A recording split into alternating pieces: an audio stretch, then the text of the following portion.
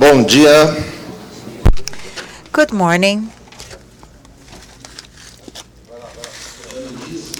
Well, to start the second day of the 10th Seminar of Protection of Privacy and Data Protection, CGI.br, we have the great honor of presenting our keynote today, which is Professor Dennis Hertz, a law professor and from Ohio State University, Moritz College of Law. And he's also a law professor at the Capital University Law School. And the topic, which is quite interesting and pertinent, that is going to be approached by Professor Dennis, talks about the paradigm of controlling personal data. Today, in the moment that we are, just a few moments before the data protection law is passed in Brazil, there is a need to conceptually understand and even to have the purpose, the guidelines about the principles of law, what we expect from a compliance program and what citizens are going to be able to expect in terms of rights and benefits coming from this law. So the control paradigm is very important because in one perspective, it may seem at first sight and in preliminary analysis that data protection, inheriting the legacy of protection to privacy, would enable citizens to control or to have control over their data. But a dilemma that Professor Hirsch is going to approach is how today, in view of a massive data handling, the complexity of data analytics, and effects that sometimes are unpredictable, how can we have reasonable control over our rights? That would demand almost supernatural knowledge of people about how their data is handled. So before I go into the topic, it's Professor Hertz that is going to talk about it. I would like to thank him and give you the floor. Thank you, Professor.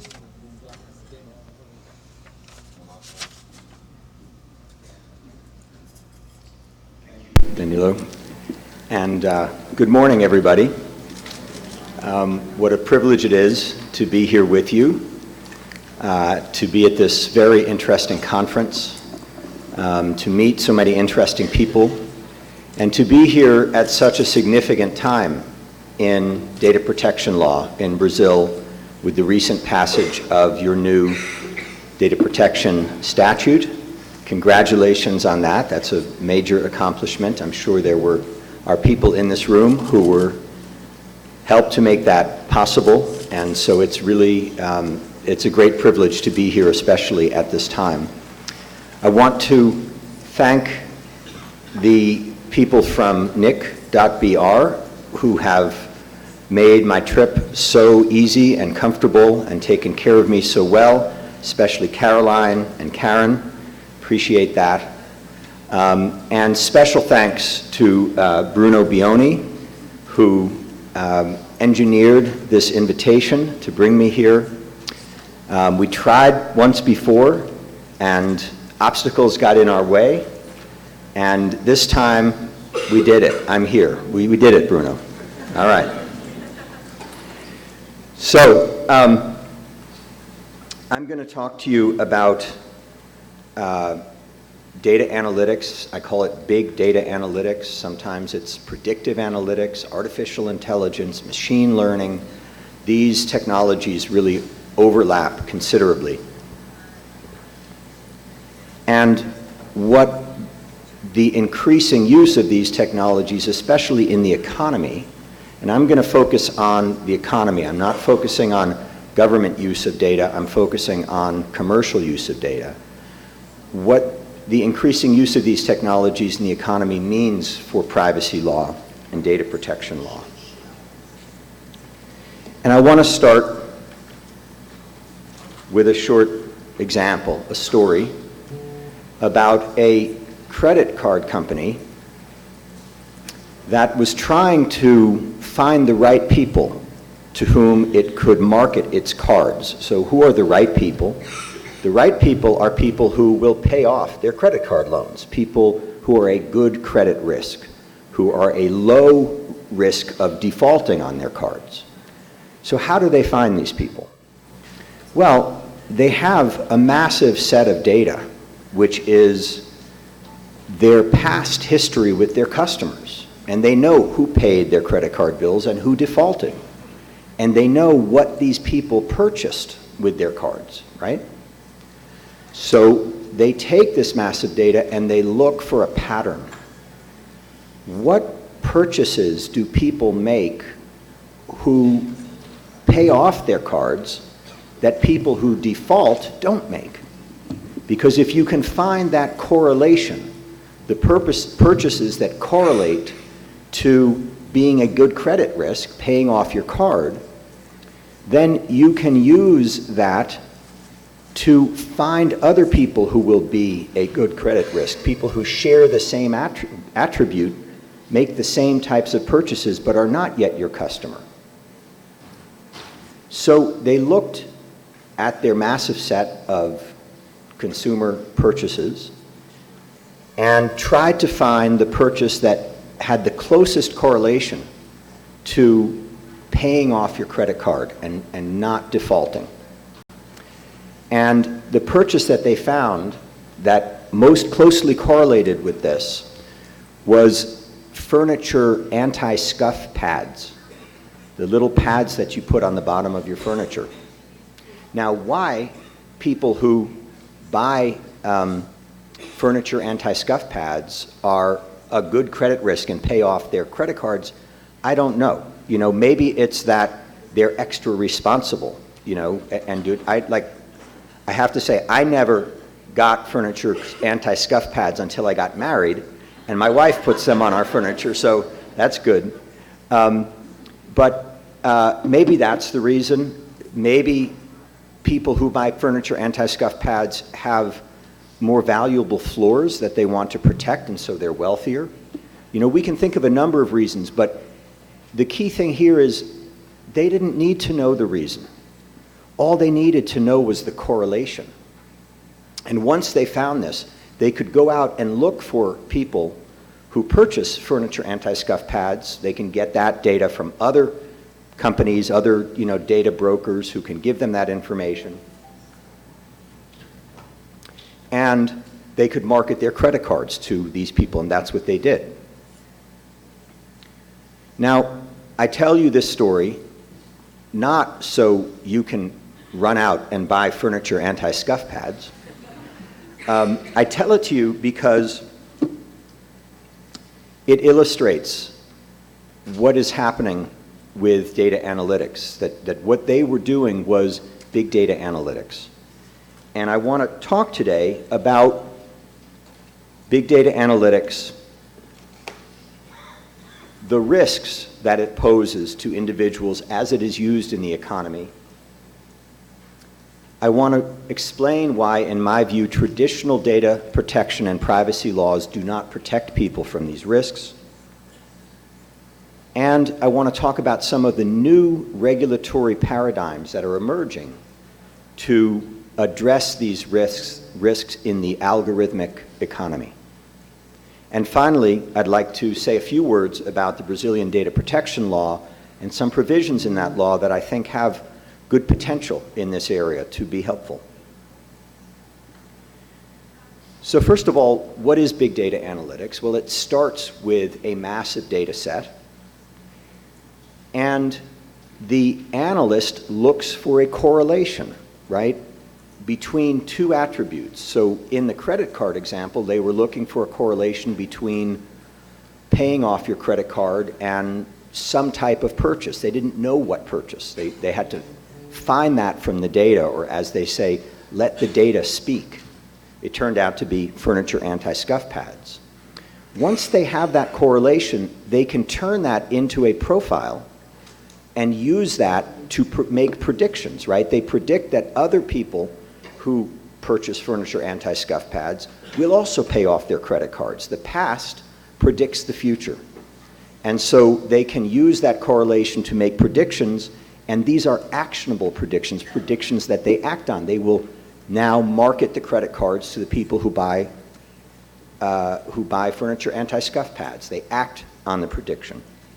So Eric Siegel, in his book Predictive Analytics, defines predictive analytics as technology that learns from past experience, data, to predict the future behavior of individuals in order to drive better decisions.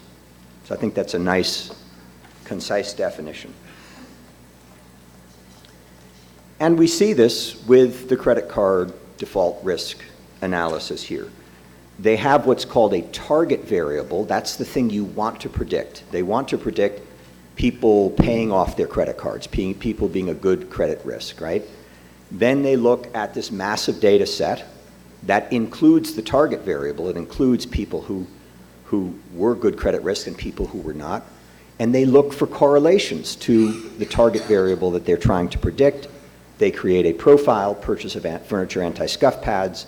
They apply that profile to future potential customers to select who they are going to market the cards to. That's an actionable prediction. When people ask me kind of, to describe what big data analytics, predictive analytics is, I say kind of the closest analogy that we have in our culture is the idea of the crystal ball, right? That allows you to look into it and see the future, predict the future. And that's what predictive analytics, big data analytics enables companies and others who use it to do. And it's a very powerful tool. It can predict with not certainty, but with great accuracy, predict many things. And just as in mythology, the crystal ball is awesome in the sense that it has awesome power. That power can be used for great good, or that power can be used for evil. And I think the same is true of predictive analytics. So there are many benefits to predictive analytics, and we see them the way it is used in the economy. Marketing, for example, marketing of credit cards to people who are likely to pay them off. Medicine, predicting what medicines will work for particular individuals based on a correlation, based on what medicines have worked for individuals that have similar attributes in the past. Education, what educational strategies will work best for particular students. This is all about personalization, predicting what will be best for this individual based on past experience. Human resources, who will be best for this job? Who should get the promotion? Finance, who's going to be a good credit risk? To whom should I give the loan? Insurance, what's somebody's insurance risk? How much should I charge them? All of these are ways that predictive analytics is being used in the economy today, and so these are all benefits, economic benefits that this technology brings. And this just scratches the surface. There are many other such areas.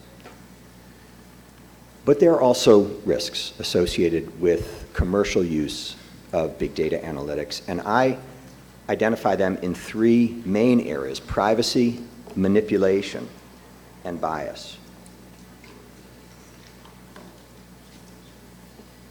So let me start with privacy. And forgive me if some of you have heard this story before. It's been told quite a number of times, but I think it's a very good illustration. First of all, do you have Target in Brazil? No? Oh, okay. Target, for those of you who don't know, is like the big retail store. They actually have kind of nice clothing there for such a big store. Target is one for us. Walmart is the other. Walmart it is not quite as don't have quite as nice things. And my wife told me actually that her sister, because of this, refers to Target as Target. So, but anyway, Target was trying to Target and its competitors all knew that if you make purchases at their store at critical moments, life-changing moments, then you will continue to come back to their store. As shoppers, we are very habitual. Once we start to go one place, we'll keep going there for other things. So they try to market to people at moments of critical life changes, right? Moments of, of passage where something really important is happening in your life, including when someone gives birth to a child. So Target and its competitors would track the registry of live births, right, which is published, and they would send baby-related advertisements to the women who had given birth. Well, Target wanted to do better. They wanted to reach these women when they were pregnant, before they gave birth, okay? But to do that, they needed to be able to predict which women were going to give birth, which women were pregnant. And they used big data analytics to do this. And they thought, if we can do this, then, they will come to us. We'll market this, our baby goods, to them. They'll come to us for this, and then we have them, until the next major life event, right? And they'll be our shoppers. So what they did is they looked at their female customers and what they had purchased in the past, and they knew that some of these women had given birth, right? Because they were reflected in the registry of live births, and also at Target. In the States, if you're having a baby, people have a baby shower. People will bring them baby-related gifts. So you can register at Target, kind of like you register for your wedding, you can register at Target for your baby shower. So they knew that some of their customers also had given birth because they registered for a baby shower. So the target variable, women who were pregnant, was in their data set, and they knew it, right, from the past. So they looked for correlations. What did women who were pregnant tend to buy that women who were not pregnant did not buy, right? Because if they can find those correlating purchases, then they can turn that into a profile, look at current women buying things at Target or at other stores, because they can get this data, broad sets of data, and they can use that profile to predict who is pregnant, right? And then they can market baby goods to them while they're pregnant instead of waiting till after they give birth. So they came up with a list of about 25 items, some of which, we can kind of understand, others of which are less intuitive, but things like unscented baby lotion, zinc supplements, large pocketbooks that maybe you could hold diapers and things in, hand sanitizers, washcloths, cotton balls, and blue rugs. Maybe that's for women who are preparing to give birth to a boy. I don't know. But again, they didn't need to know why. They don't need, in big data analytics, you don't need to understand causality. You only need to understand correlation. And these items, these 25 items, correlated very closely to women being pregnant. And so they then turned that pattern into a profile, and they looked for women who had purchased many of these things, and they inferred from that they were pregnant and predicted that they would give birth, and sent them lots of coupons for baby goods, right, to market to them so they could capture them at this critical life moment. So, as reported in the New York Times, a father one day storms into his local Target store with a fistful of these baby coupons, demands to speak to the manager. And he says, what the hell are you doing sending these baby coupons to my 15-year-old daughter? Are you trying to get her to think about getting pregnant? What is your problem? And the manager apologized. I'm so sorry, sir. There must have been some terrible mistake, etc.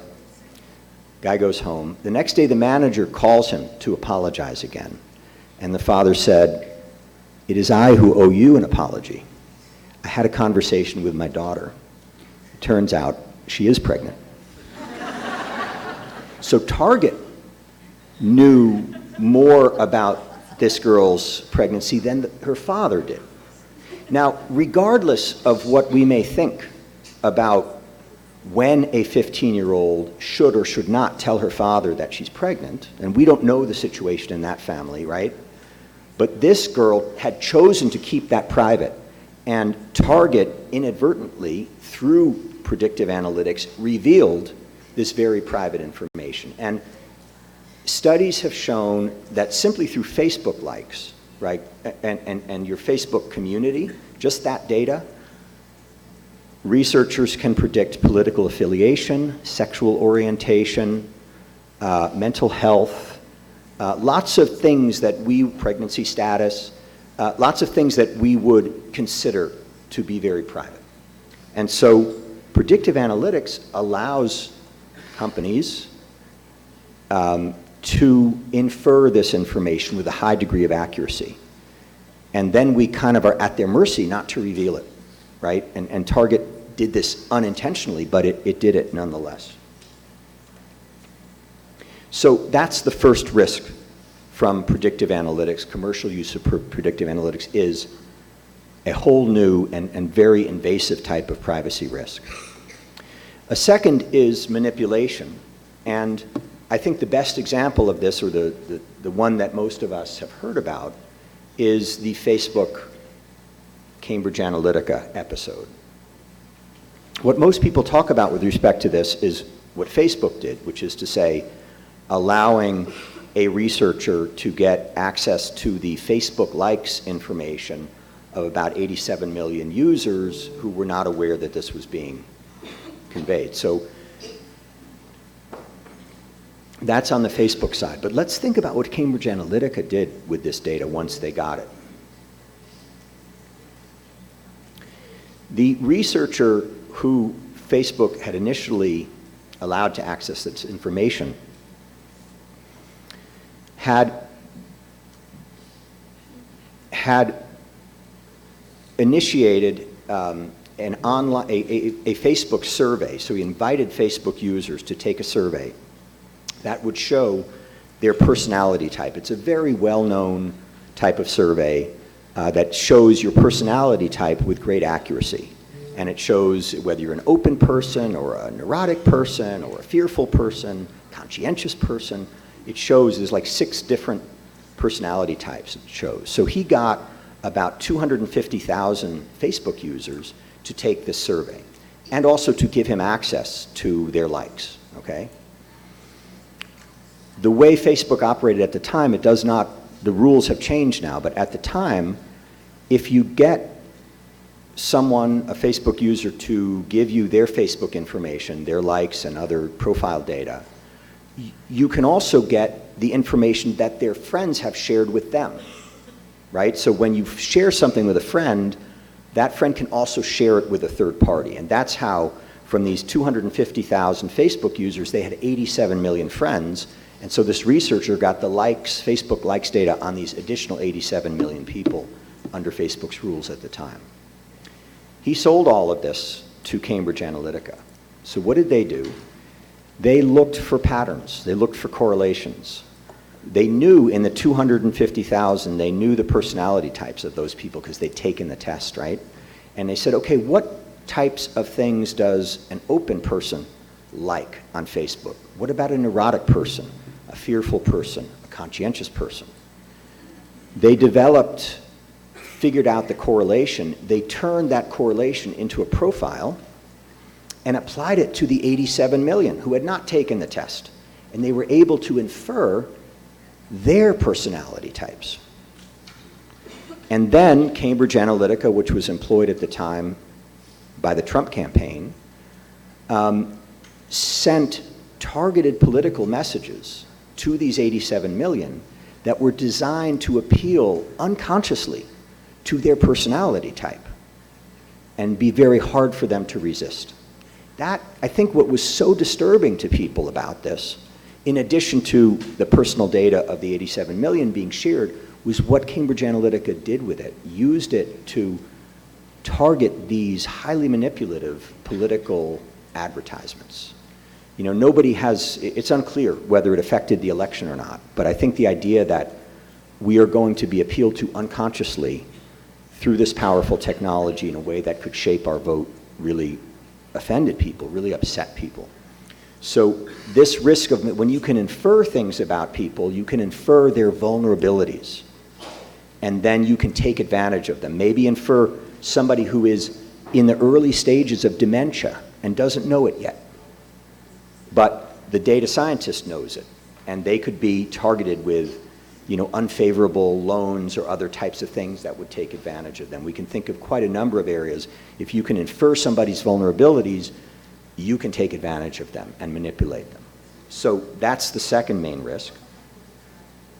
The third is bias, and this can be of two types. In the States, we distinguish between kind of intentional bias and disparate impact.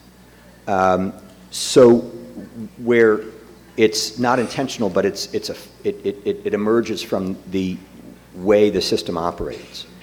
So you could use this technology for intentional bias. Let's say the company using the pregnancy prediction algorithm was not Target. It was some other company using the same insight to evaluate their female job applicants. And they could infer whether these women were pregnant, and then perhaps decide not to interview the women who were pregnant, right? Because in their minds, at least, maybe that was going to end up being more costly for them, et cetera. In the States, you cannot ask somebody, it's illegal to ask somebody in an interview if they're pregnant or to discriminate against them on that basis. But here, they wouldn't have to ask. They could infer it, and it would still be illegal in the States, but it would be very hard to detect. Okay? But that would be intentional discrimination against a protected class, in this case, pregnant women. But it can also be unintentional and a disparate impact, and Amazon provides a very good example of this. Also, in terms of discrimination against women, Amazon gets tens of thousands of resumes each year. And so they decided to develop an artificial intelligence tool to sort through the resumes and help them decide whether these are people they should review more closely or not. And what they did is they had the resumes of the people they'd already hired. They knew from that the attributes of people that they liked, that they had hired.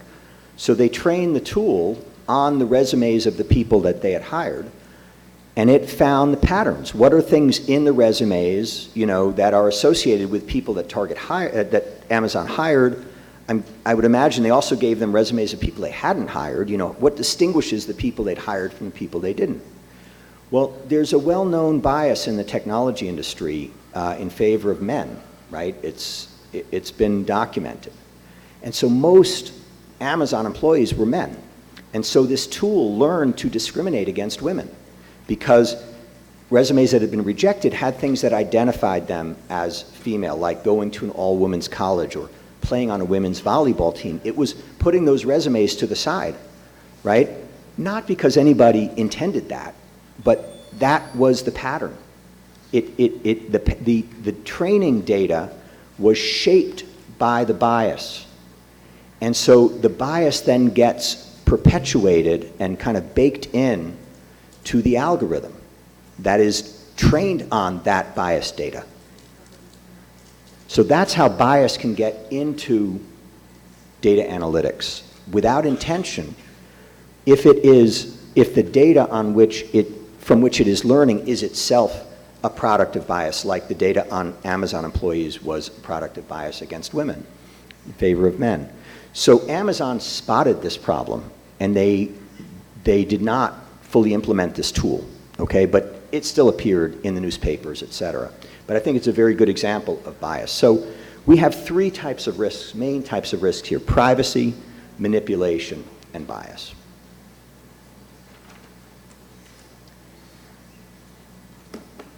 It is my contention that privacy and data protection law do not protect people from these risks. And to explain it, I want to talk a little bit about privacy and data protection law. Does anybody know who this man is? He's really shaped this field. Okay, this is Alan Weston, the author of an important 1967 book called Privacy and Freedom. I couldn't find a picture of him from the 1960s, but this one is from the 1970s, and I like it because of like the sideburns and the big glasses. You know, it's like a very 70s kind of look. But he wrote this very important book, Privacy and Freedom. And Weston said, look, people don't want to be completely opaque and cut off from others, right? That'd be like being on a desert island. And that would be a form of torture. It's like solitary confinement. But people also don't want to be completely transparent and have everything seen by others, right? That would be another form of torture. What people want is something in between, complete opacity and complete transparency. They want a balance. And different people draw that balance differently. Some are more willing to share things about themselves. Some are less willing. They're more private, right? And so what we need to do is let people choose that balance. Give them the control to choose that balance. And so he says that's what privacy is.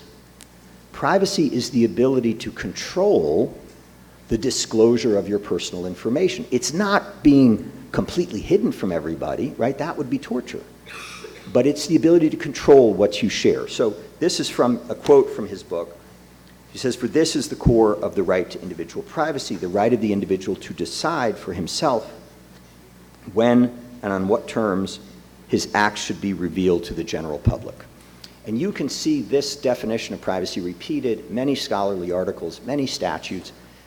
This is the vision of privacy that is at the core of the Fair Information Practices, the OECD, FIPS, the 1995 Data Protection Directive, the GDPR, US privacy statutes, and I would submit the LGPD as well.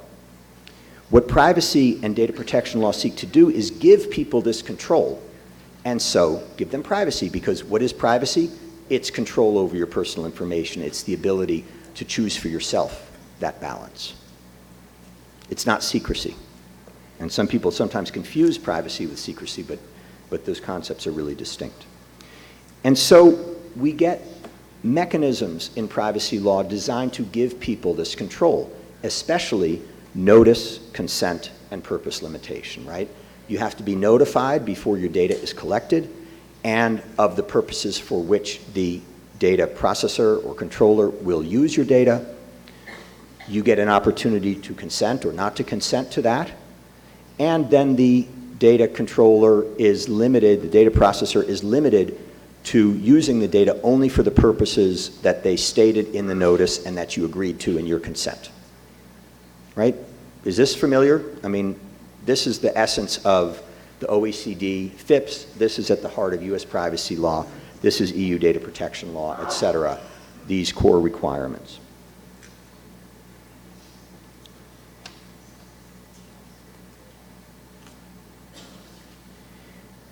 The problem is that this control paradigm of privacy law assumes that the processor knows the purpose of the processing at the time of collection. Because that would allow them to give people notice of the purpose of the processing at the time of collection, and so allow people to make a choice, and so allow purpose limitation, which limits them to the purpose that they stated in the notice. But frequently, for big data analytics, this is not true. I mean, consider the furniture anti-scuff pads, right? At the time that data was collected, they had no idea that this was going to be the thing that predicted,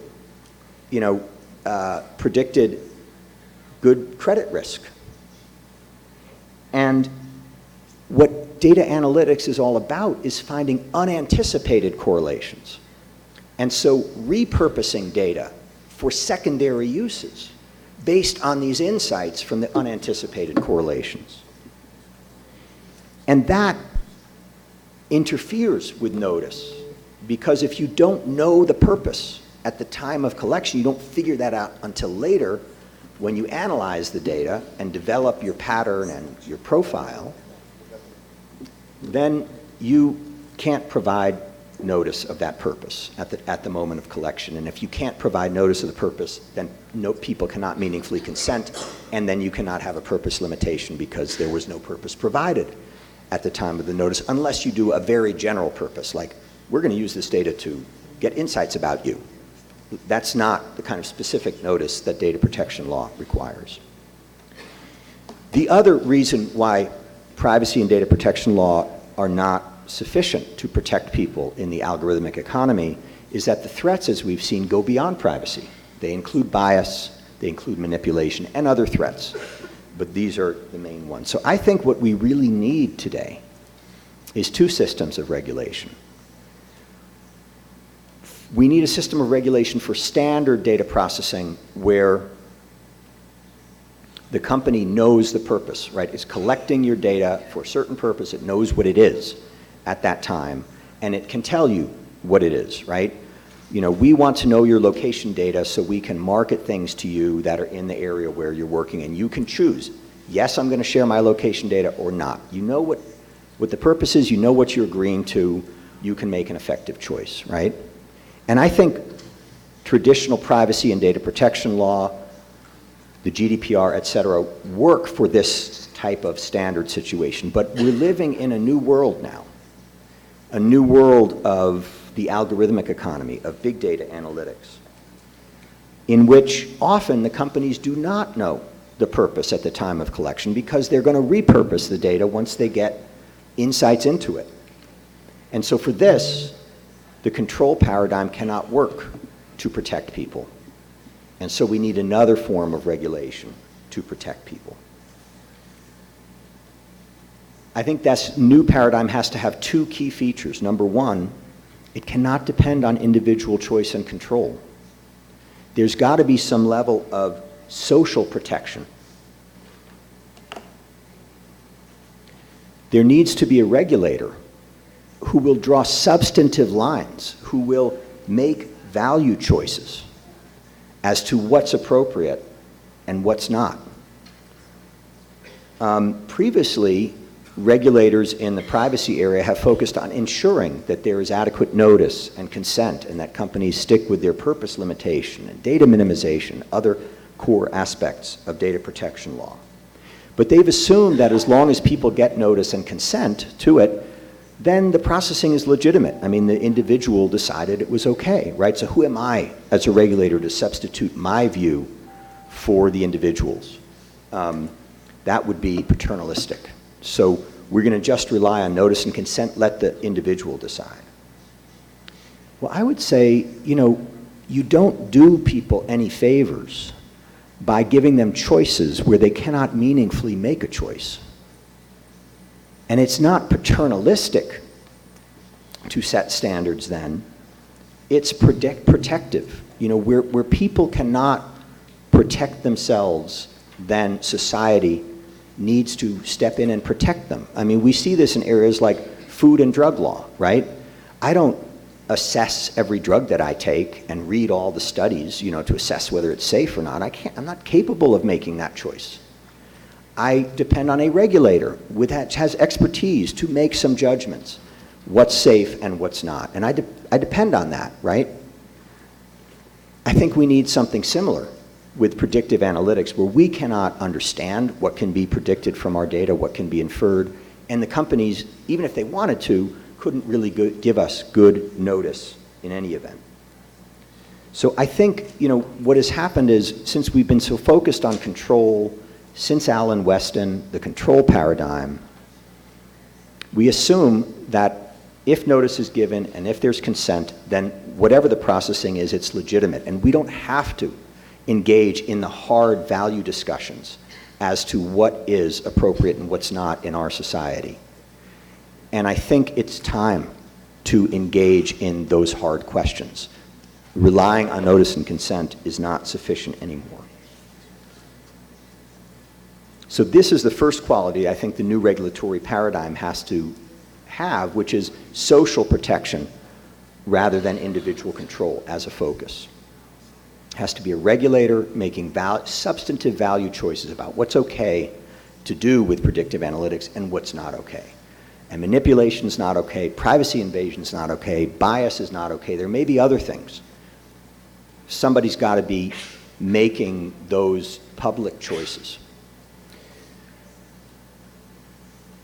And secondly, this type of regulation has to be capable not only of addressing privacy risks, but also risks of manipulation and risks of bias. So those are the two key features that have to be present. We see models of this already today in regulation and in scholarship.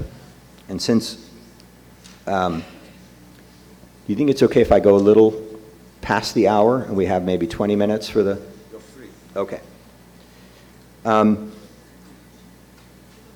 So one of the things we see in regulation is legitimate interests, right? We've heard about this quite a bit at this conference already. And this is built into data protection law and built into the LGPD in those situations where it's not possible to get consent.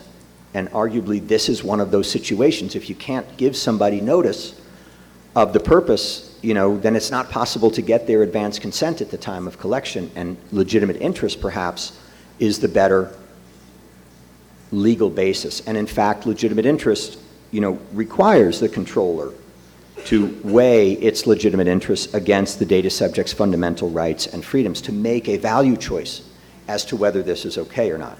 Now, in the first instance, it's the controller making this choice. I would rather have a public regulator making the choice, right? The controller, has a certain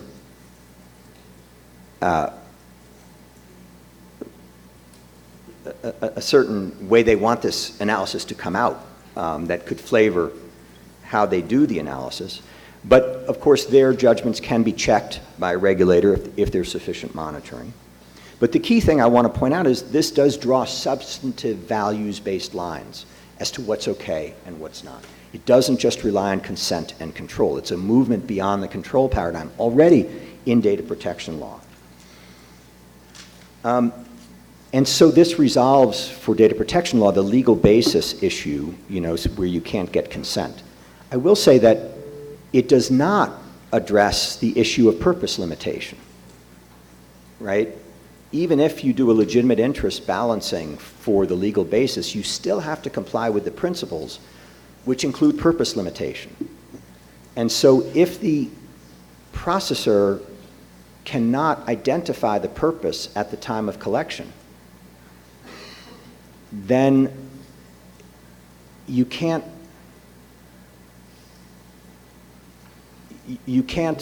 articulate, let me take that back. If the processor is always looking for unanticipated correlations and secondary uses to repurpose the data, they will not be able to comply with a specific purpose limitation. And so I think there's a real problem about the way purpose limitation fits with big data analytics, and have question as to whether big data analytics can fully be used in where specific purpose limitation is required. There are some limited exceptions to purpose limitation, but they don't cover a lot of the ways that predictive analytics is used today. Important scholarship in the privacy field also tries to figure out ways to draw new substantive standards. Two of the most influential privacy law scholars in the last decade or so, in the US at least, have been Jack Balkin from Yale and Helen Nissenbaum, who's now at Cornell. And Balkin has this very influential idea of information fiduciaries, the idea being that tech companies that hold a lot of our data, we are trusting them with our data, and they have a lot of power over us. And so they're kind of like lawyers or doctors that we trust with our data, and we depend on them to keep it confidential. And so the law has addressed that for lawyers and doctors and said they have fiduciary duties. I don't know if you have the same concept in Brazilian law. But they have to obey a duty of care. They have to take reasonable care of their clients, and a duty of loyalty. They have to put their clients' interests first before their own. And he argues that we should have similar duties of care and loyalty applied to information fiduciaries. Those are substantive values, right? Duty of care, duty of loyalty. This is not about control. This is not about giving the individual a choice. This is about, you know, these companies that hold a lot of individual data. He focuses on social media platforms like Facebook and others, need to behave as fiduciaries of that data and trustees of that data and act in a way that is trustworthy, or they violate the law. In an article that I recently published, I have a criticism of Balkan's position vis-a-vis data analytics, but in the interest of time, I'm going to save that for the Q&A. If people are interested, I can address it there.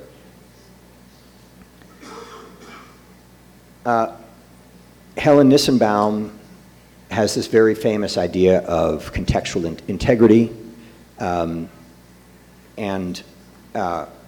in her, which she first stated in her book, Privacy in Context, and more recently in a book chapter called Big Data's End Run Around Consent.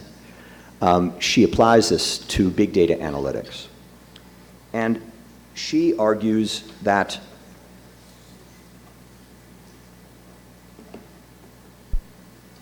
data processors should have to comply with the informational norms that govern their context. Like if you share information with your doctor, again, you expect that to be kept very private, right? There are norms in particular contexts that go beyond individual choice. These are social norms. So again, she is finding a way to create some substantive values, norms, to govern disclosure and use of data based on the social context.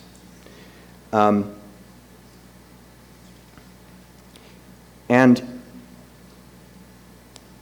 I also have a critique of her idea as applied to big data analytics, and I'm happy to come back to that as well.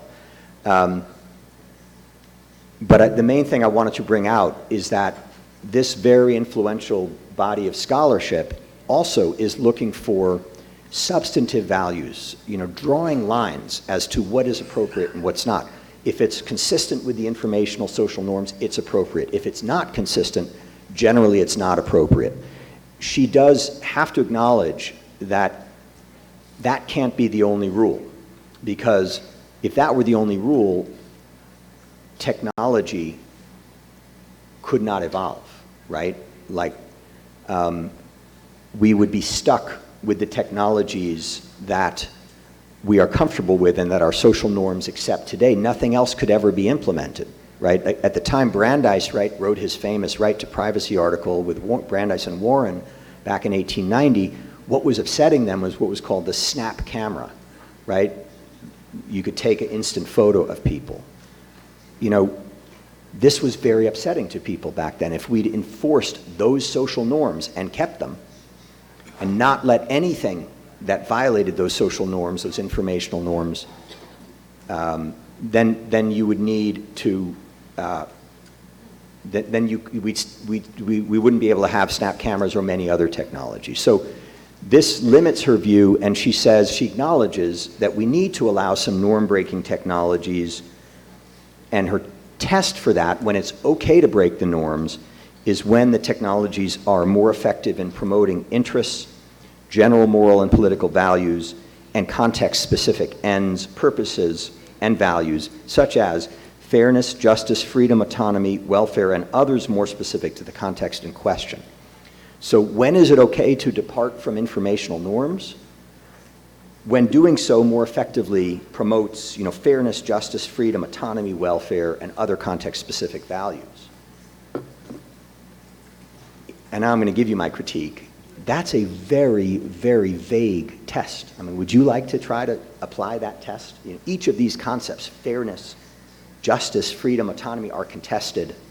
So, you know, this is where I think, given that many big data technologies are going to break informational norms, we don't anticipate them, She has to get to this part of her analysis. We can't rely on the informational norms for setting the substantive standards. We need to go beyond that to this other kind of what I call stage 2 of contextual integrity, and that's a very vague and imprecise test. Okay, so let me suggest another idea, and this is what I've been working on. And the way I arrived at this is I just thought, look, what are we trying to do? We're trying to draw lines between what's appropriate and what's not appropriate, between what is fair and what's unfair. Well, we have a whole body of law devoted to this. It's called Unfair Business Practices Law.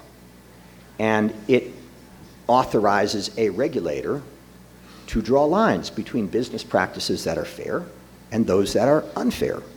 And I don't see why that couldn't be applied to big data analytics business practices. Many nations already have such a law. Brazil has a consumer protection law that I have not had a chance to study in depth, but my understanding is it contains very similar concepts of this. The United States has the Federal Trade Commission Act, Section 5, which I have studied in depth. And Federal Trade Commission Act, Section 5 says, the Commission is hereby empowered and directed to prevent businesses from using unfair methods of competition and from using unfair or deceptive acts or practices in or affecting commerce. Just raise your hand if you've heard about, deceptiveness actions by the FTC under Section 5, going after companies that have been deceptive. Some people heard of a few? Okay. This is what the FTC has primarily been known for and how it became the leading privacy regulator in the United States, okay? But they haven't focused on the second part of this power, which is their unfairness authority. Not deceptiveness is when a company promises to do one thing, like in their privacy policy, and then they don't, right? They act deceptively. And that undermines individual choice because people relied on the privacy policy. So deceptiveness is very tied to choice and so to the control paradigm and notice. Unfairness is different. Unfairness draws substantive lines. The regulator draws substantive lines between what's fair and what's unfair. It's not about individual choice. It's not about notice the way deceptiveness is.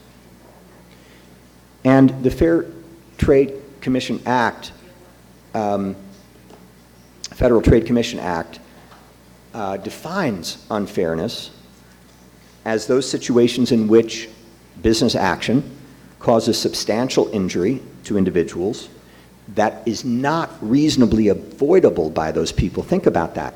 It's exactly in those situations where people cannot make a choice, cannot effectively protect themselves, that unfairness kicks in. That's where deceptiveness gives way to unfairness. This is how I understand the two parts of the FTC's authority. And is not outweighed, the injuries are not outweighed by countervailing benefits. So you have a kind of a cost-benefit balancing approach, not unlike legitimate interests in this test, and which I also think is appropriate for big data analytics because, yes, it poses risks, but it also creates tremendous benefits. And so we don't want to ban big data analytics, right? It can bring many beneficial things. We want to limit its abuses, right? And so balancing the costs and benefits to see what's allowed seems appropriate to me. And it also says, in making these judgments, you should look to the values expressed in established public policies. To me, that's a much clearer guide than Nissenbaum's, look to freedom and autonomy and justice and, these broad philosophical ideas. No, look at what your legislators have expressed in legislation, the values. Let that be your guide. To me, that's more politically legitimate in a democracy to look in those ways. Does this work? Could this work for advanced analytics? I think it could. Is there injury? Yes. If you're denied insurance or a job, big data eligibility determinations or a loan, there's real injury there. Is it not avoidable by the individual themselves? Yes, that's what we just talked about before, that people can't understand what can be learned from their data, cannot understand what can be inferred, and they can't even be presented with the purpose at the time of collection, so they can't make that choice. So it's not avoidable by the individual, and we can't put the burden on the individual to protect themselves. We need social protection. We need a regulator to decide what's fair and what's unfair. Do the injuries outweigh the benefits? That depends on the analysis, but that's the right question to be asking. That's the question that, as society, we need to ask about big data analytics. You know, what are the risks? And are those risks outweighed by the benefits? And we need somebody representing the public to do that. We can't put that burden on the individual. So I would say that it includes the two key components that I mentioned. Regulator sets the standard. It authorizes the Federal Trade Commission to do that. And it is fully capable of addressing not only privacy, which could be unfair, but risks of manipulation, risks of bias, also unfair. And so it's broad enough to encompass all the risks.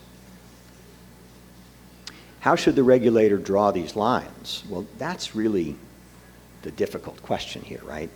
How do you decide whether the costs outweigh the benefits, for example? How do you decide what counts as injury for these purposes? So in administrative law, in the states at least, there's kind of two main ways that regulators can set standards or rules. One is by issuing rules, publishing written rules. The other is what we call adjudicatory policymaking, that is, bringing enforcement actions and setting policy through their enforcement actions, almost a common law method of creating precedents based on the enforcement actions that they do. And that's what the FTC tends to do, is bring enforcement actions, and from that, you know, it fleshes out how it interprets its policy. So adjudicatory policymaking is kind of more workable, where you don't really understand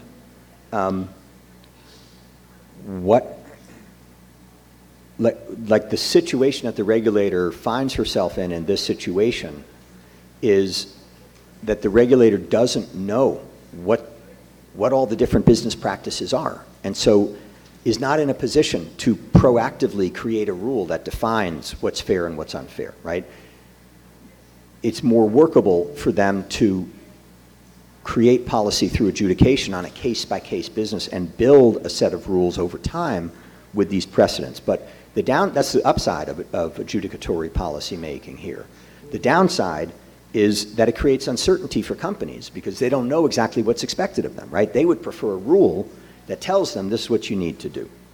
So rules have more certainty, but it's very difficult for a regulator to write good rules when they lack the information about the industry, right? And frankly, it's not good for business either, because if you get a bad rule that doesn't understand what your business model is and what you need to do, you know, that can be a major problem as well.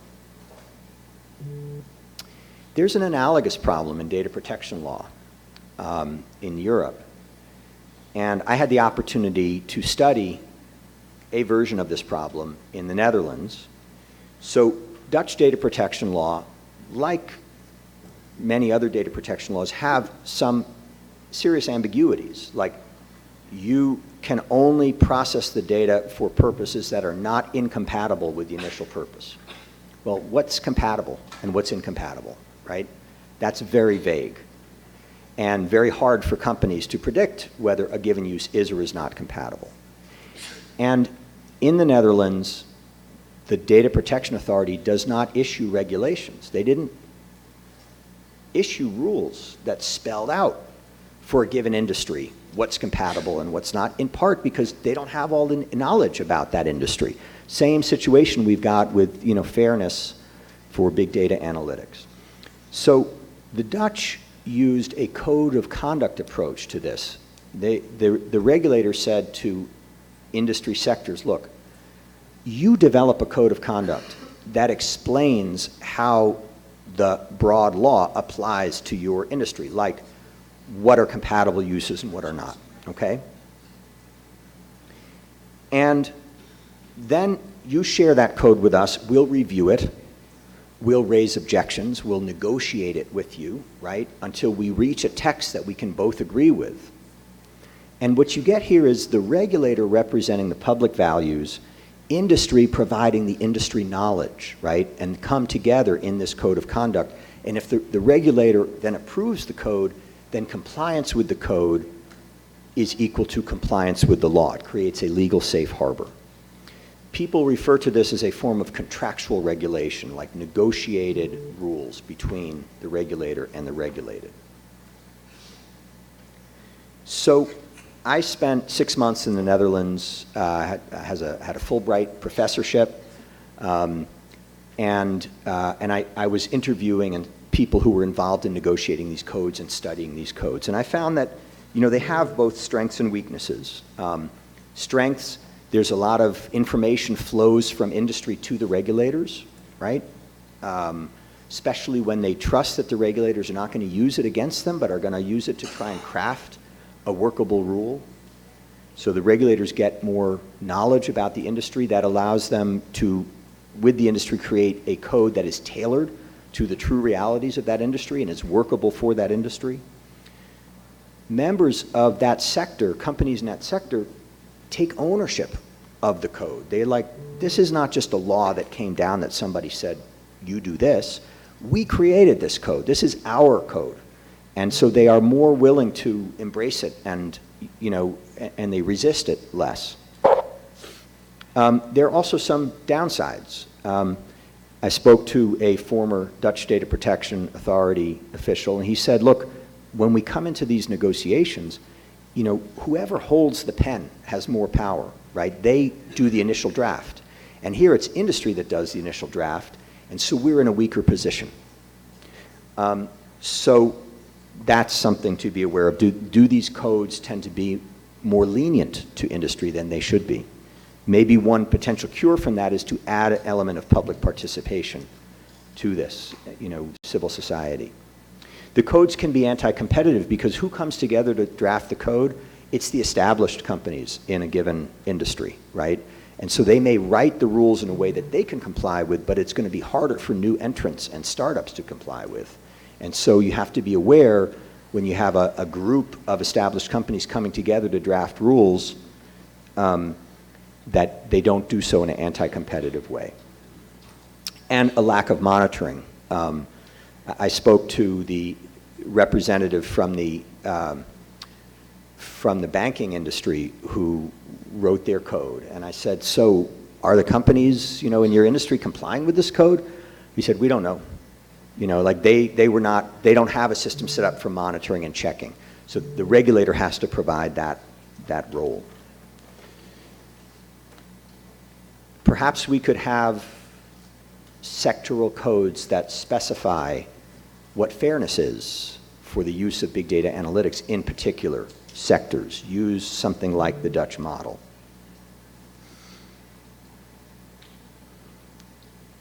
If a country is going to do that, they need to be aware, of course, of both the strengths and the weaknesses of the code of conduct approach. But I'll kind of go out on a limb, acknowledging those weaknesses. I'll still go out on a limb and make a proposal for this new paradigm of regulation, not to replace data protection law, but to operate alongside it, that will use unfair business practices laws to set substantive limits on what's appropriate, what's not appropriate, what's fair, what's not fair. Unfair business practices laws as interpreted through approved industry sector codes of conduct. Now, in my final minutes, I want to turn briefly to the LGPD. And I see some aspects of that law that relate to and could be the basis for a regulatory paradigm of this type. I acknowledge that there is consumer protection law in Brazil, and maybe that's the basis for doing this, as I have argued it should be in the US, but you guys also have the LGPD, right? So what does that law provide here? It creates some opportunities for a regulator to set substantive standards. Legitimate interest balancing is one aspect of that. This very interesting reference to good faith in Article 6, what exactly does that mean? Is it kind of similar to the concept of fairness? We've had some interesting discussions over the last couple of days about this. That's a very interesting area to explore.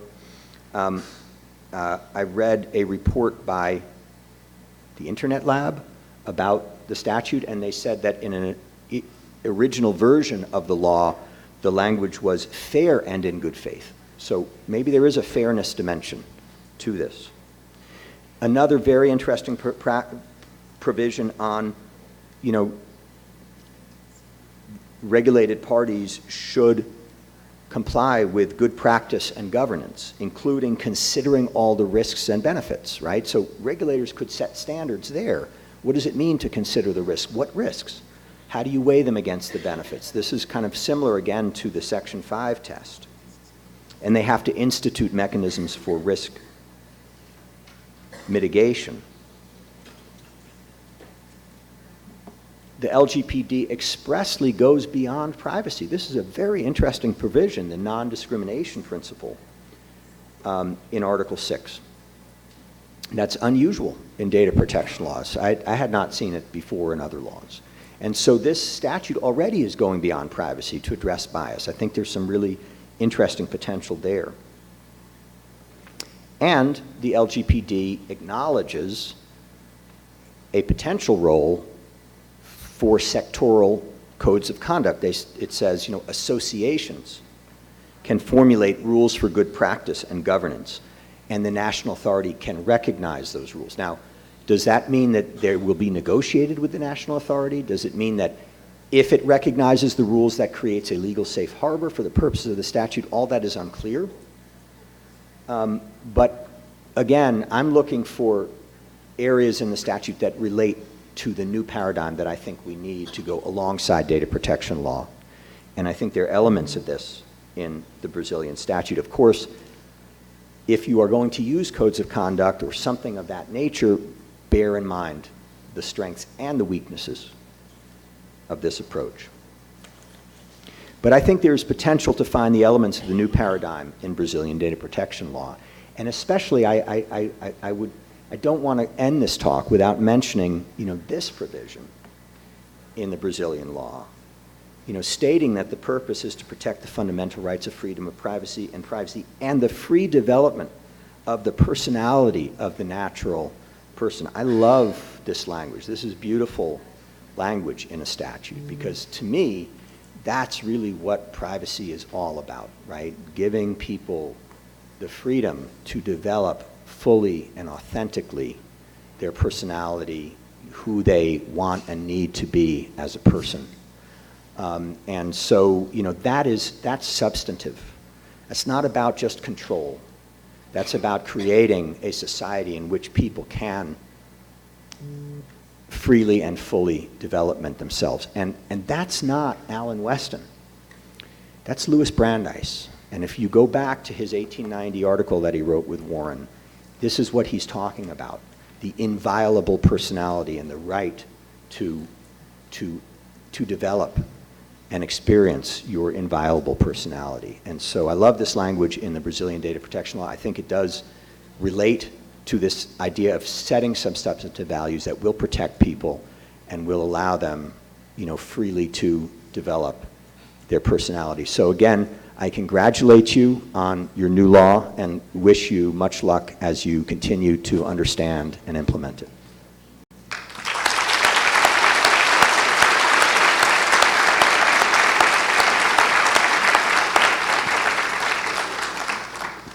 Muito obrigado, professor Denis.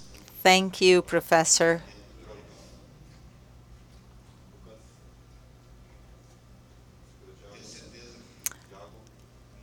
I'm sure that you are all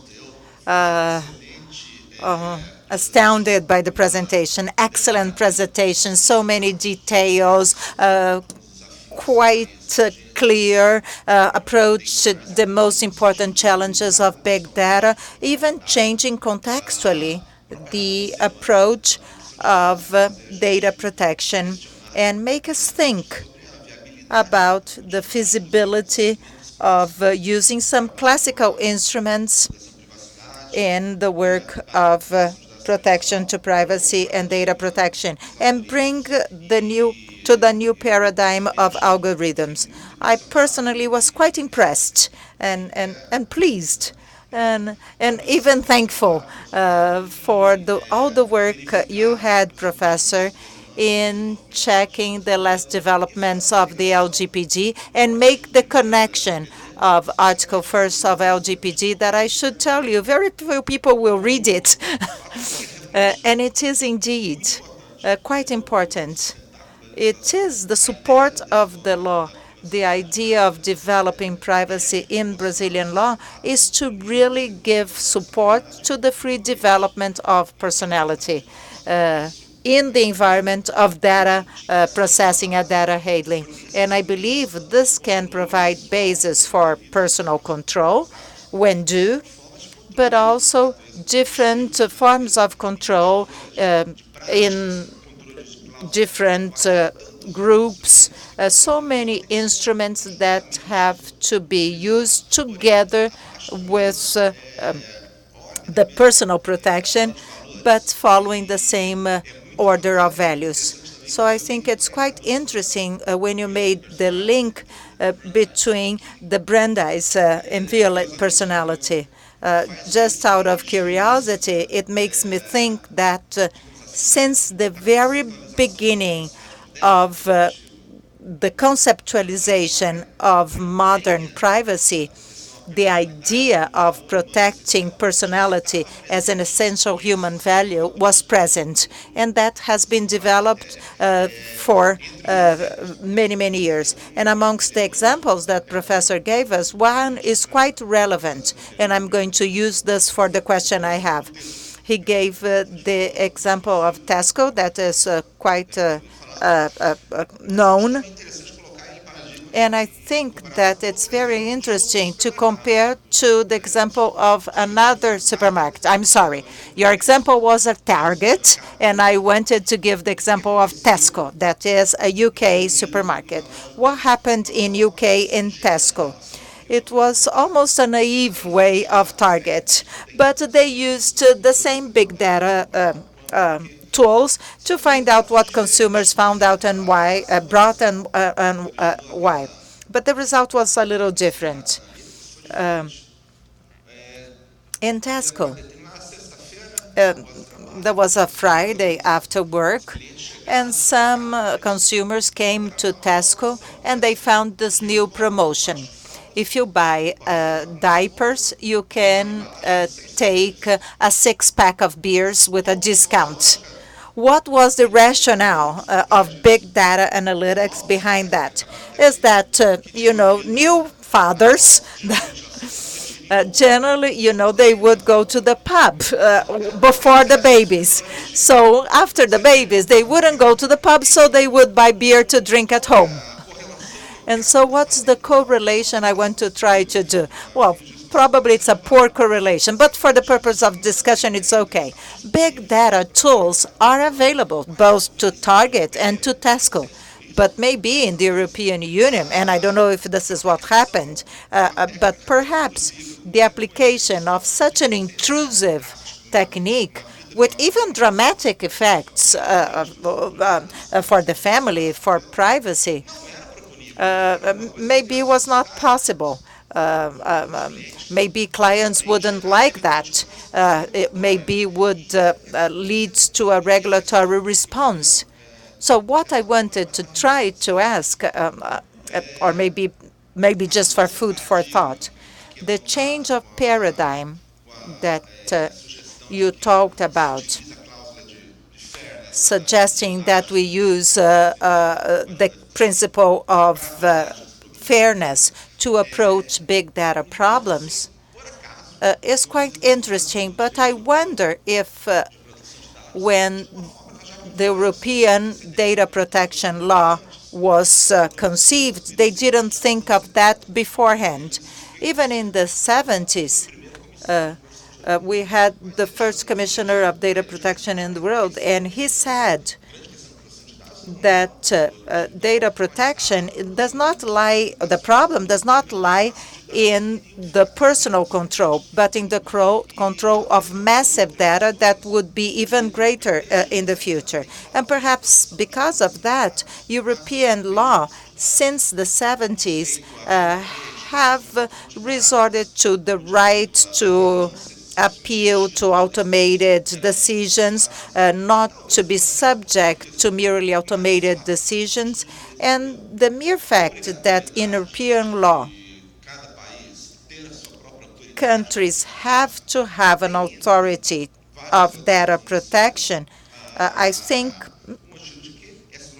is sign that authorities are much better positioned to have collective control over practices to benefit not only the individual, not to support the individual, but also to deny practices that can hurt consumers as a mass. My opinion is, do you think the European Union has traditionally paid more attention to these issues than other geographies?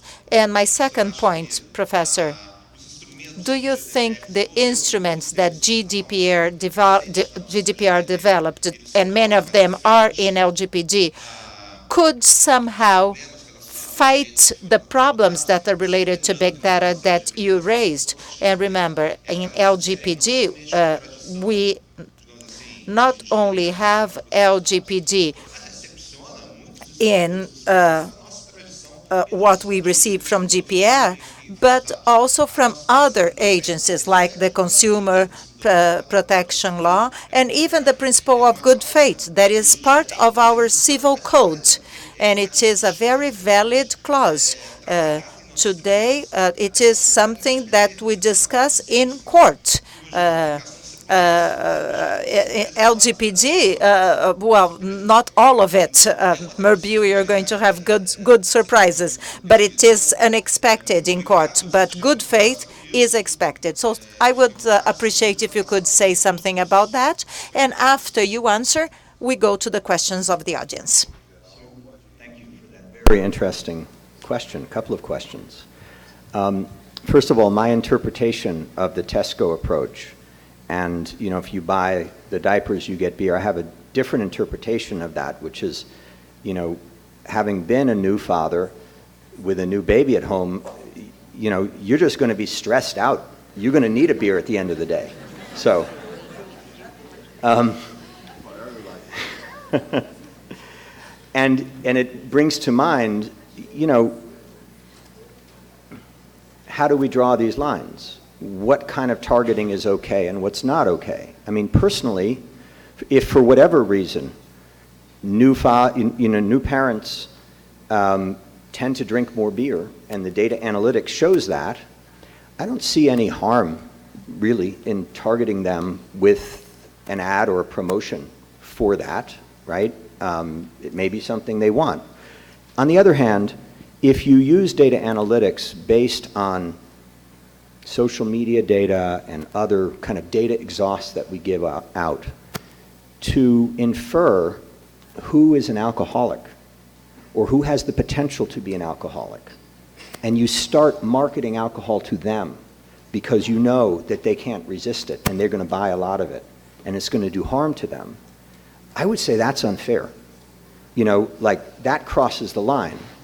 So again, I think we need to find ways of drawing that line.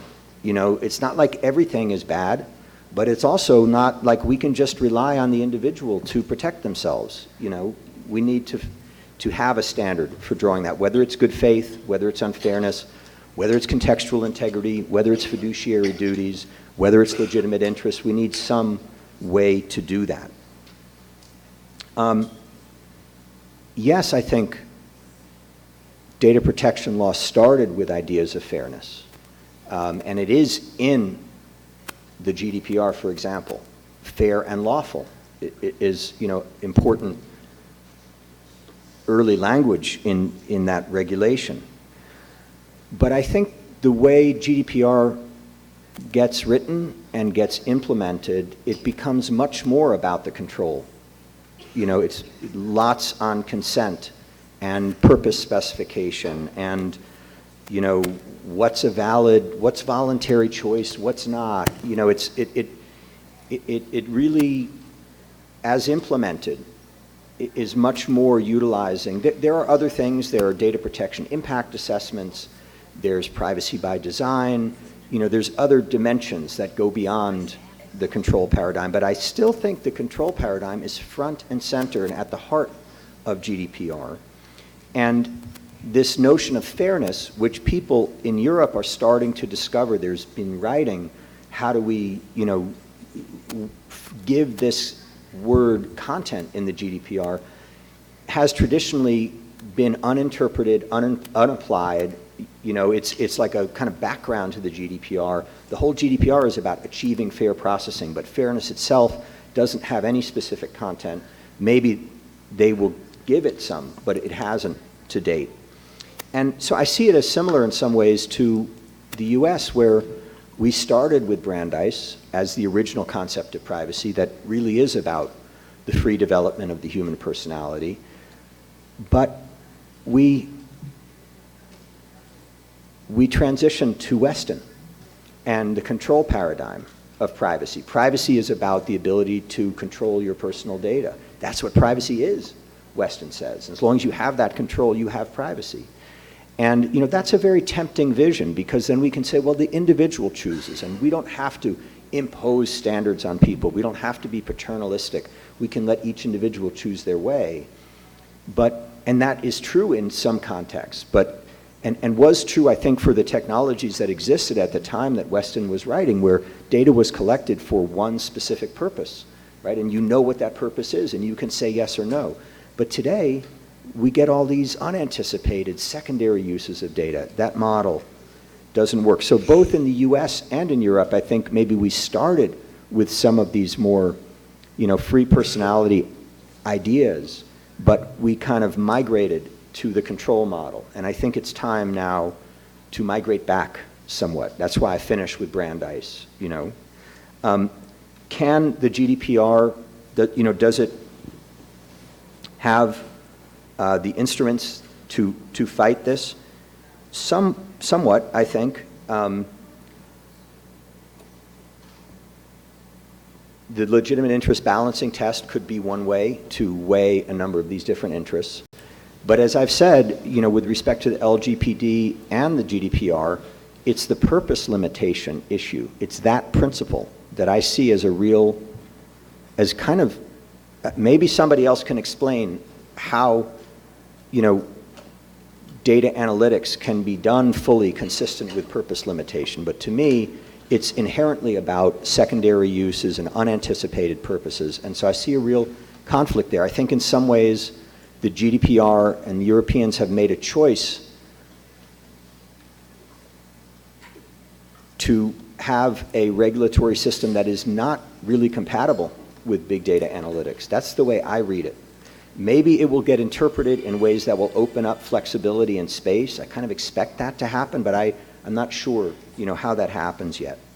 And I think we see this already, that the GDPR is not able to really deal with these fairness issues. In the last major event that Giovanni Buttarelli, who recently passed away, who was the EDPS supervisor, and he planned the latest international conference of data protection and privacy commissioners. It was all focused on data ethics. He said, we have to do more than what the law requires. We have to behave ethically. We have to define what ethics are in this area.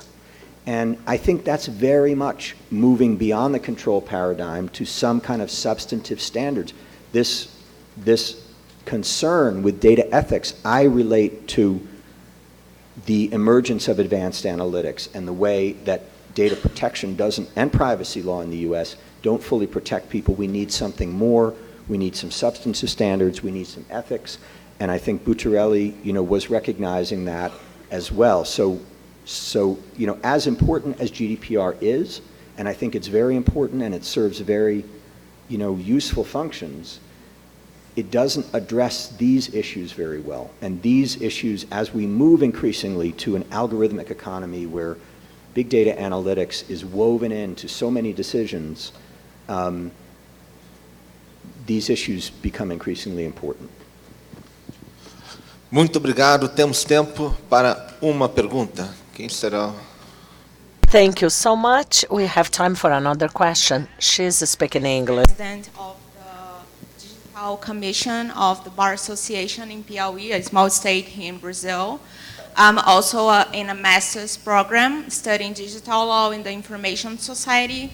So I have basically two questions. I wrote them down because I tend to forget stuff. So the first one, I want to know what practical solutions do you think that, can you think of to make our law work, our data protection law work? Because what we see is that we already had laws that were protecting our rights, but somehow they didn't work, they weren't enough. So why to create a new legislations for the same stuff? And the other one is about consent. We already know also that people don't read the terms and conditions. We just like scroll down and click agree, so we don't know what we are agreeing on. How can we change this culture of just scrolling down and click accept? Like, I don't know what I'm agreeing on, but I click, I accept. I'm selling my soul, but I accept it. So how can we change this? Thank you. So,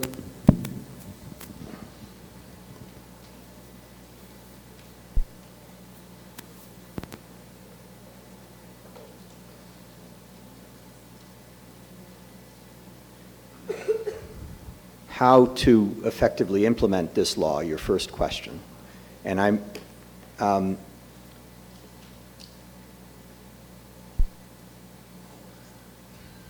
think it does take regulatory resources.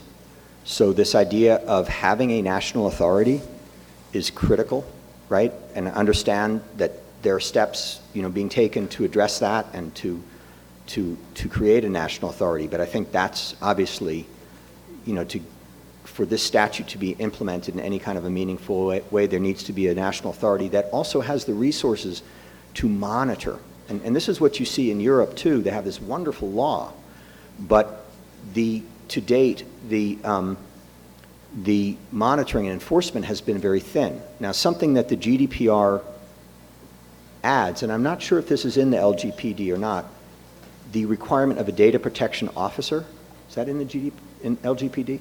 I think that's really going to help, because now you have somebody inside of these regulated parties whose job it is to look out for this and advocate for this and make sure. So I would say the more you can train and support and inspire those data protection officers, you have an internal person who's working with the company who's aware of these issues, and that helps to bring it into the culture. I think somebody yesterday talked about the importance of creating kind of a culture of privacy, and I think that's very important. Also, insofar as you can make the case, and I don't think it can always be made, but sometimes it can, that behaving responsibly here by companies is not only good for citizens, it's good for business. Facebook has paid a huge price for this Cambridge Analytica issue, right? In their shareholder value, in their public perception, et cetera. So, it is in companies' interest to behave responsibly in this area. So those are just some initial ideas. I do think also this idea that the good faith dimension, I would encourage you to develop that and kind of explore that. That could be a good source of additional kind of practical rules that can make a difference for people.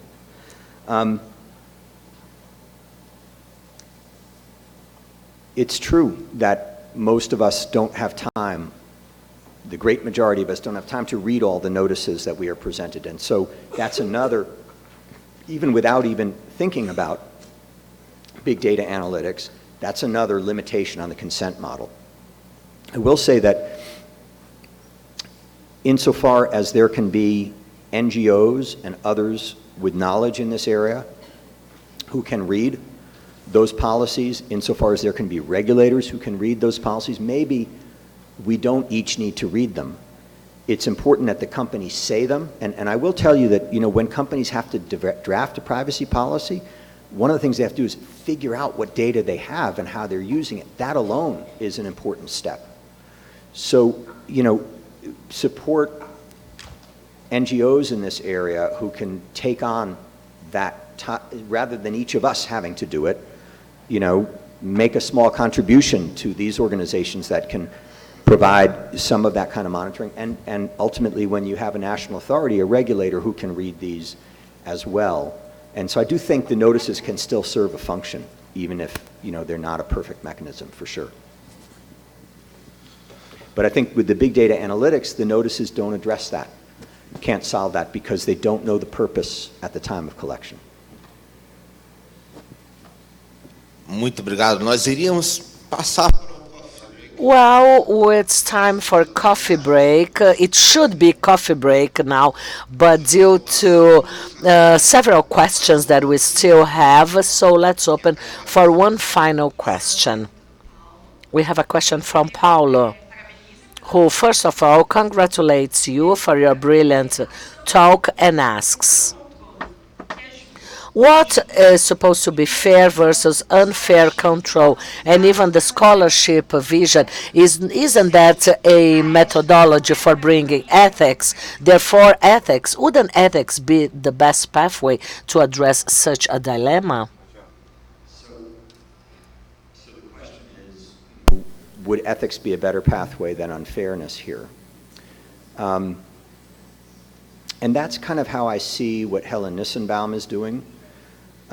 She says, look, social norms are the first standard, but they can't be the only standard, because sometimes technologies that are inconsistent with social norms, that break social norms, are going to be good for humanity. Like, we need to allow some technological innovation. So when should we allow companies to break with social norms? Well, we should allow them to do it when it's ethical, when it's consistent with freedom and autonomy and all the other things, these broad philosophical visions, ideas that she had. And I think ethics people who talk about ethics, they talk about utilitarian ethics and Aristotelian ethics and virtue ethics, as ideas for kind of how we should structure the rules. I think that has problems on two levels. As good as it sounds, and as much as I might like to live in that world myself, the concepts are very broad, very vague, and subject to interpretation. So, they're not very workable standards in some ways. They might help you to spot some issues, and I think some of these ethical frameworks, AI ethics and things that are floating around kind of do that. But more importantly, in a democracy, more importantly, in this area, we need to make value choices as a society. And I think the only way to make legitimate value choices, in a democracy at least, is through our elected representatives. As imperfect as they may be, and all democracies are imperfect, they are still our representatives, and they are the voice of the citizens. And they are the legitimate, when you have a society that has different values and disagreement about values, the way that you solve that is you have an election, and the elected representatives then make the legitimate value choices, and those who didn't win, we accept it this time, and maybe we'll win next time, right? So fairness is a statutory standard set by the legislature, and in the FTC unfairness, I said the kind of interpretive principle that it gives is, in deciding what the costs and the benefits are, look to established public policies, look to the values that the legislatures have expressed. So I would rather have the regulators looking to the values that the legislature has expressed and to existing law, anti-discrimination laws and other laws, than to broad philosophical ethical concepts that are not rooted in our democratic decision making. And that's why, as much as I like this idea of ethics, and in fact I have a whole other study on corporate data ethics and how companies are understanding data ethics and how they're implementing. It's a fascinating area. But I think in making value choices for a society in a democracy, that has to come from our elected representatives, not from a philosopher like Helen Nissenbaum, not from somebody who says they have the answer to what's ethical and what's not. We need to look to the values that our legislature has expressed, and fairness analysis, at least in the US, gets you to do that more. And so to me, it's a more politically legitimate, maybe not as ideal, maybe not as beautiful as the ethics might be, but is a more politically legitimate way to make contested value choices. Muito obrigado, professor Dennis Hirsch. Thank you so much, Professor Dennis Hirsch. Now we conclude. Thank you so much for your brilliant talk and Q&A session. Now coffee is being served outside, and please be back in 20 minutes. Thank you.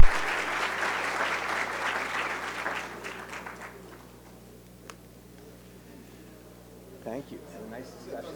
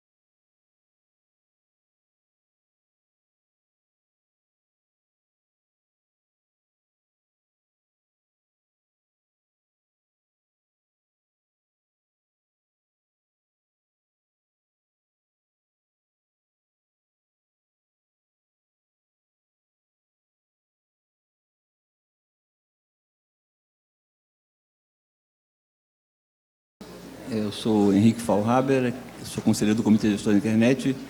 Hello, everyone. I will be the moderator of this next session, which will address facial recognition and what are the benefits of this technology. Today, I have the honor to have Rafael representing the University of São Paulo, Luiz from Igarapé Institute, and Barbara from IDEC. This is a very interesting topic. I guess that will drive a very enthusiastic debate, as facial recognition technology represents a huge regulatory challenge as being a biometric data and data sensitive, with lots of investments applied from academia, from the company, from the business sector, aiming to develop technology. If we think about analytics, big data, artificial intelligence, or IoT, this is an area under development, and I guess that we will mention some false positive outcomes once we identify people wrongly throughout those images of facial recognition. But let's not forget that technology encompasses fast all these areas such as machine learning, big data analytics. This is a sector, a field, which is drawing researchers and companies' attention. All these side effects that we see nowadays, they tend to decrease, whereas regulatory changes increases. For IoT cameras, they work as sensors, but in fact, we are things.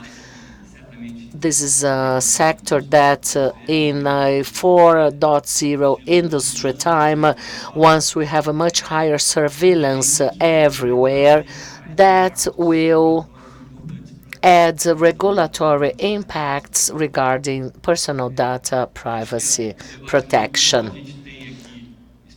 We have experts today here among us, and I hope that we can benefit as much as possible of this complex and rich discussion. Let me start by inviting Rafael, who is a PhD professor at the University of São Paulo. Thank you, Enrique, for your kind words. Good morning to all of you. It's a great honor to be here today participating at this seminar. I would like to greet my dear panelists, friends, and I also like to thank NIC.br and CGI.br for the invitation.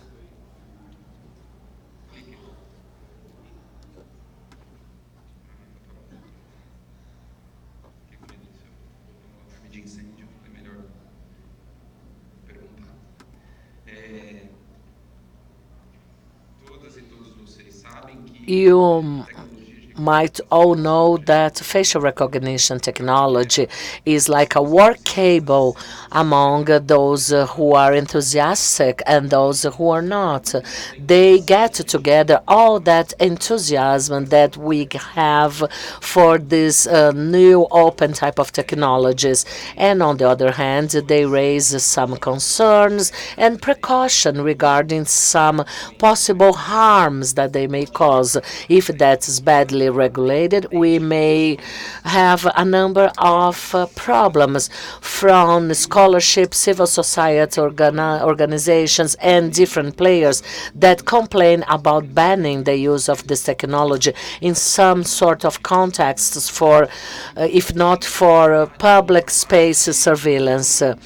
Conversely, we have another group of enthusiasts who would like to have that technology being implemented widely everywhere, and that applies to the public power as well as to the business community which work with data capitalism. We have antagonic positions for facial recognition ban. The Somerville City Council passes facial recognition ban.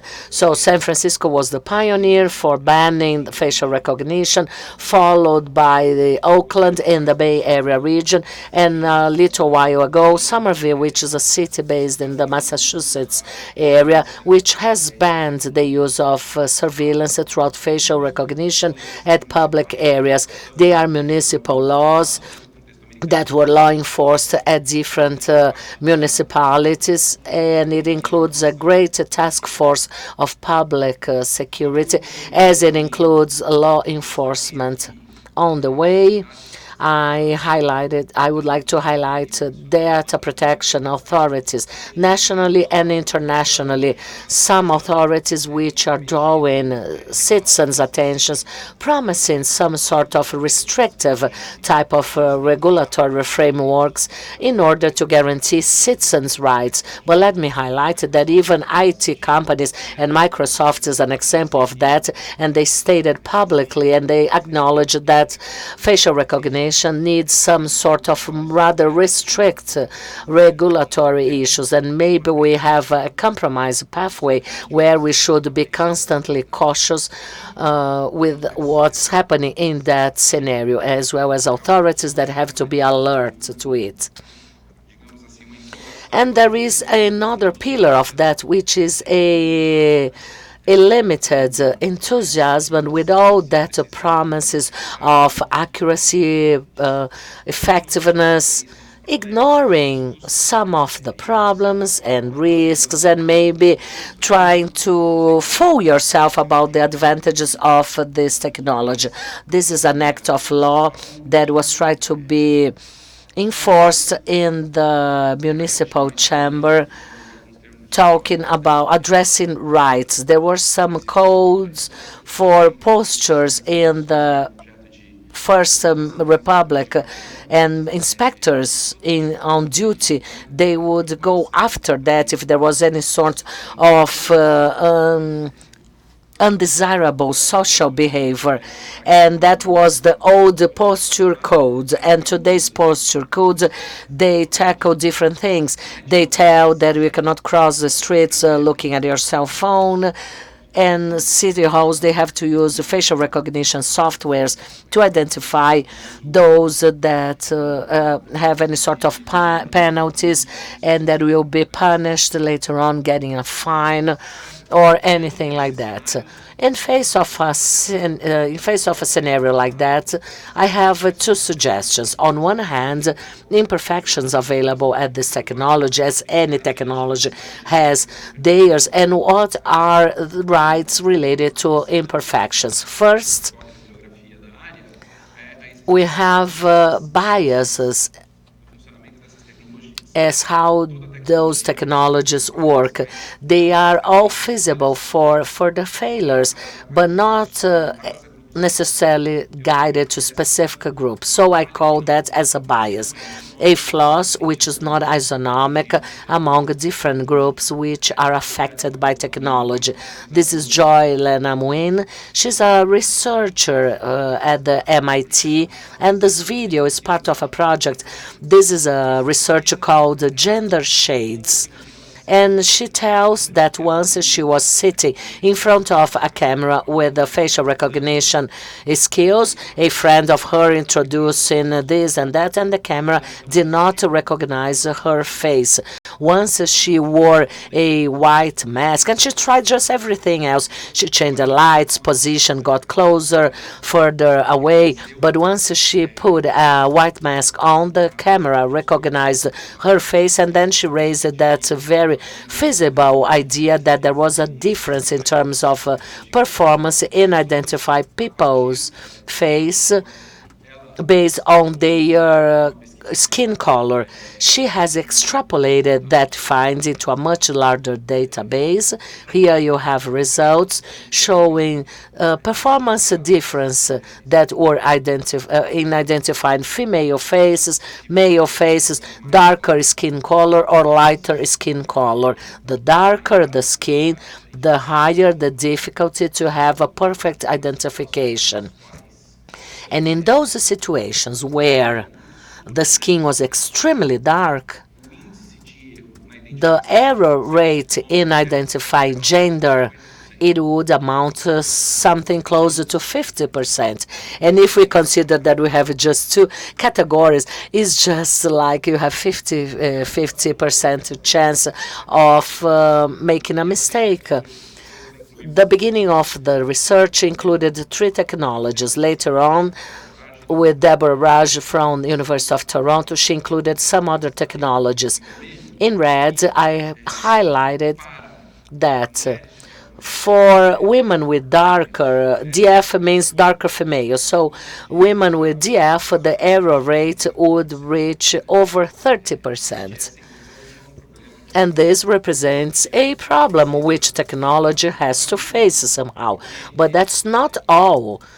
This is a problem which is enhanced by different uses of technology which do not perform equally among different users. Authentication task that imposes a lower challenge to technology, as we have someone standing in front of a camera offering his or her face to be recognized in such a way that technology will tell if that person is who she or he says they are. They work with this super gallery of those who are being searched by the police, and they try to pick within a group of people who are those people that have enough similarity to that technology to be able to be pointed as being recognized.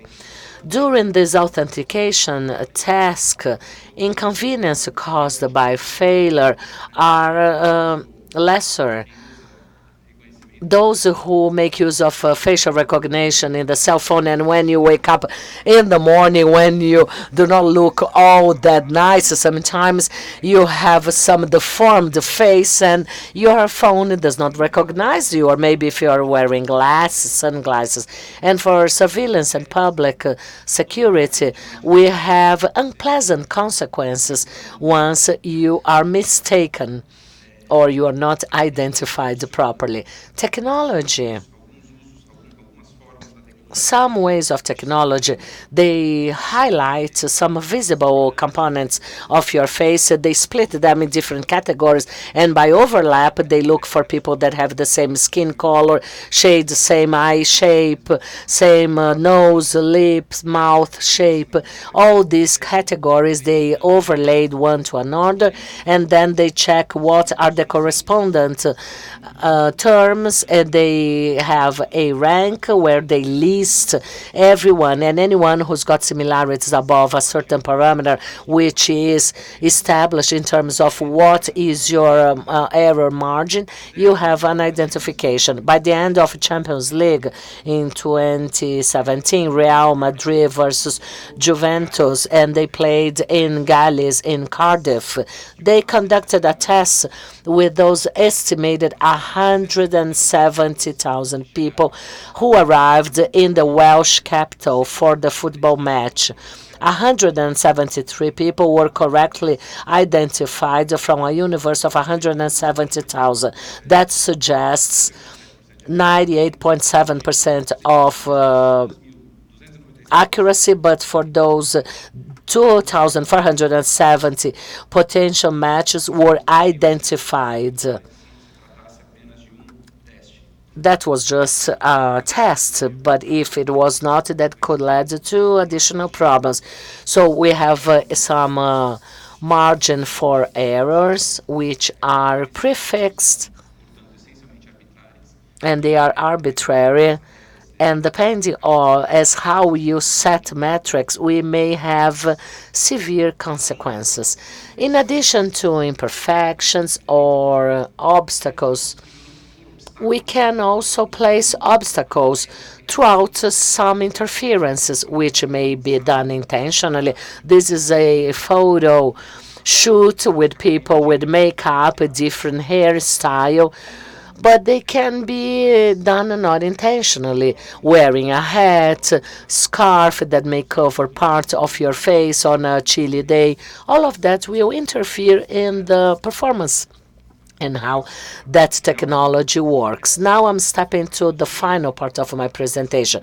What are potential rights that can be violated regarding as how these technologies will be operated? First is the right for not being discriminated.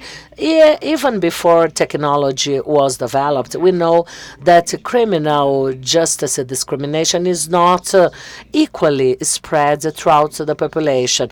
Those that come from less privileged areas of the city or black race, they are mostly affected by criminal justice system.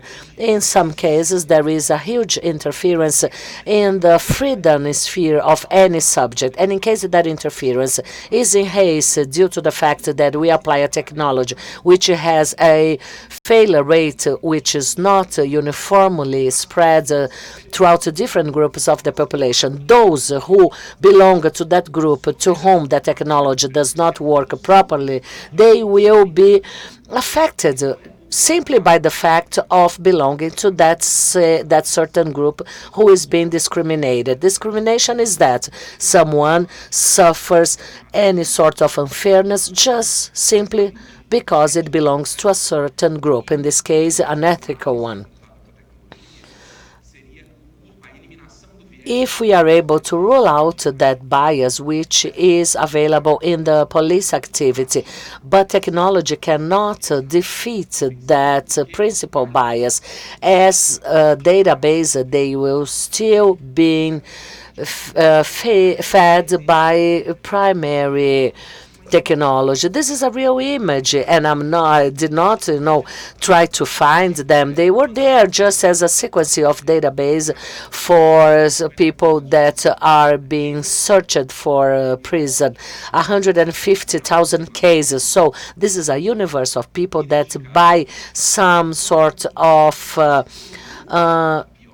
being close or not, a matter of similarity, they will be related to someone who is being convicted.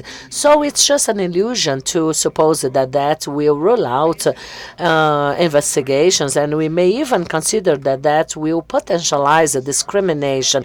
A bad police officer, someone who works due to unlawful or work with a certain profile of population.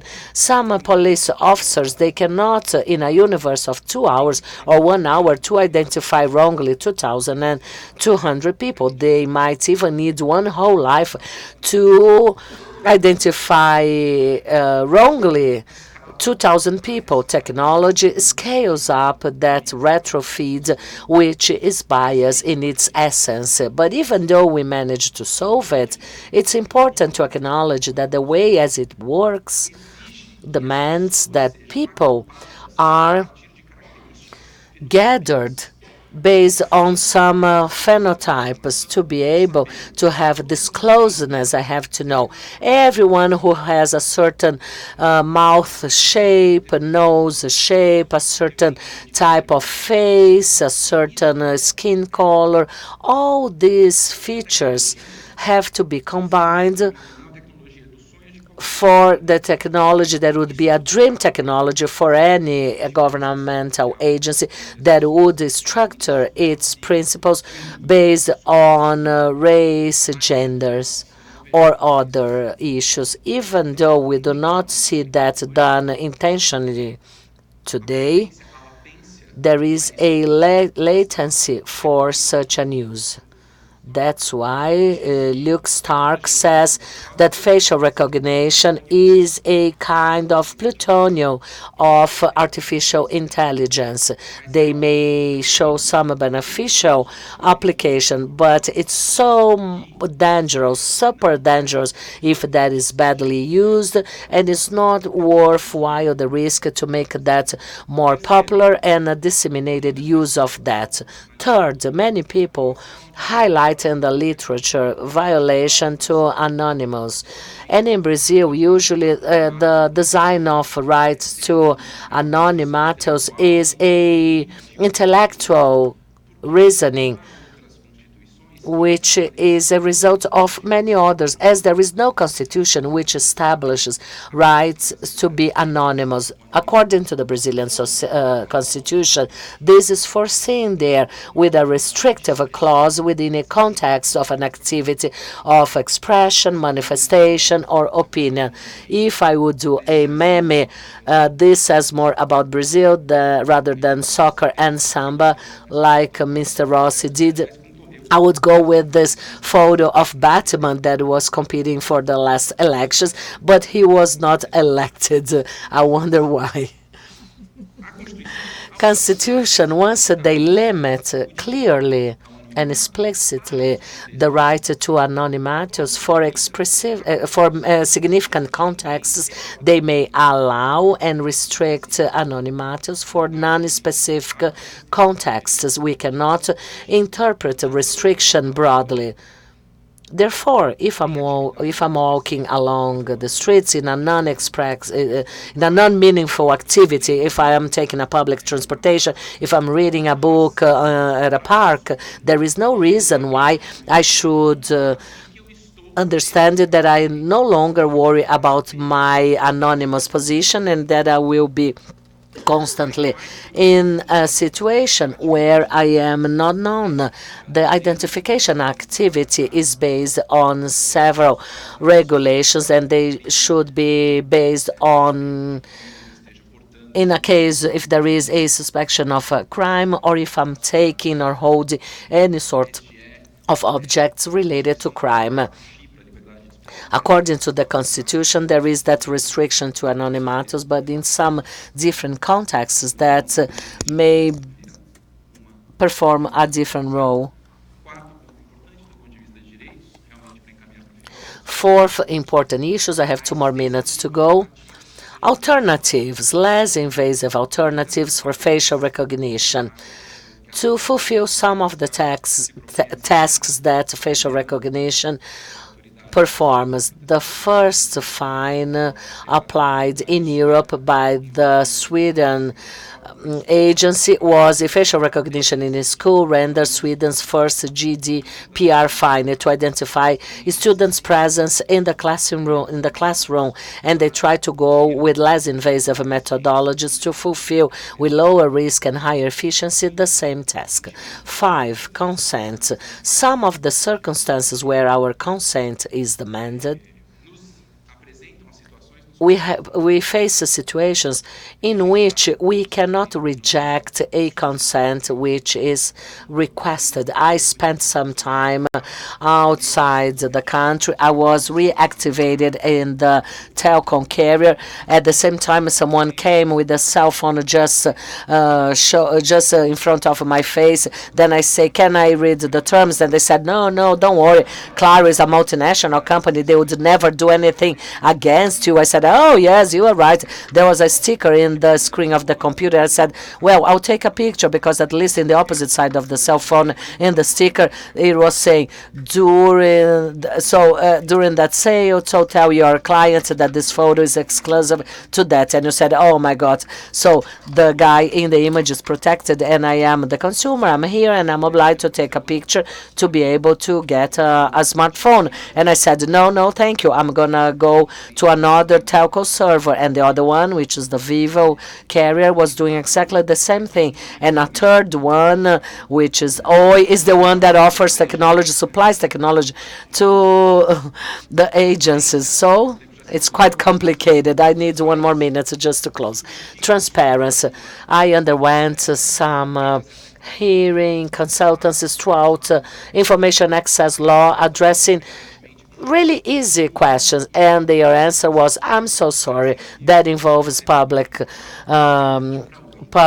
user. I cannot tell you." Ask Oi. If I would ask Oi, the telco carrier, they would say, "I'm so sorry, that involves commercial, industrial secrecy. I cannot inform you." 2 different answers which go totally against the exercise of rights to information. And I don't want to sound so pessimistic, so I'll try to show some benefits de inteligência artificial aplicada à imagem in the use of artificial intelligence applied over image in some situations which they do not seem to be so dangerous. First of all, people's identification of a certain movement, not identifying a person, but there is a human being, for example, walking above the train track, as it happened with that boy that died in the first semester. There was a video of that boy walking over the underground track, and maybe that could be prevented if we had this technology, maybe if an alarm system had been driven. And also in some large group of people in a football game or some other areas with too many people, without identifying anyone's face, is just a pattern of identification that sounds less risky. And third, suspect objects. I apologize for exceeding my time, and that's it. Thank you. Obrigado, Rafael. Ótima apresentação aqui, mostrando bastante os riscos. Thanks, Rafael, showing us the risks of public use of technology. Now we are going to go to Barbara Parado. She is a lawyer and researcher with IDEC.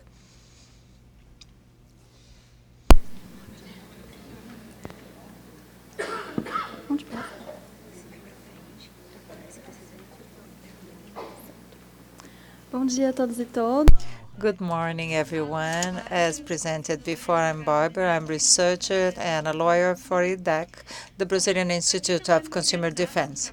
For those of you who do not know IDEC, we are a civil association of consumers working for justice and balance in consumer relations, respecting the Consumer Protection Code.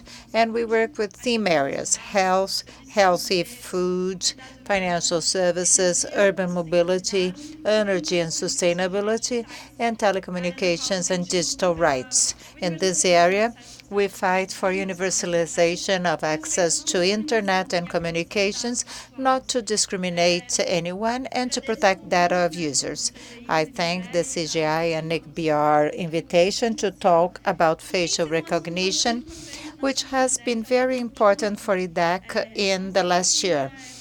I don't know if you know about that, but in August last year, we filed a lawsuit against Via4, that is the concessionary of roads in São Paulo, because they were advertising on the subway that they were able to capture the emotions of users that crossed their cameras.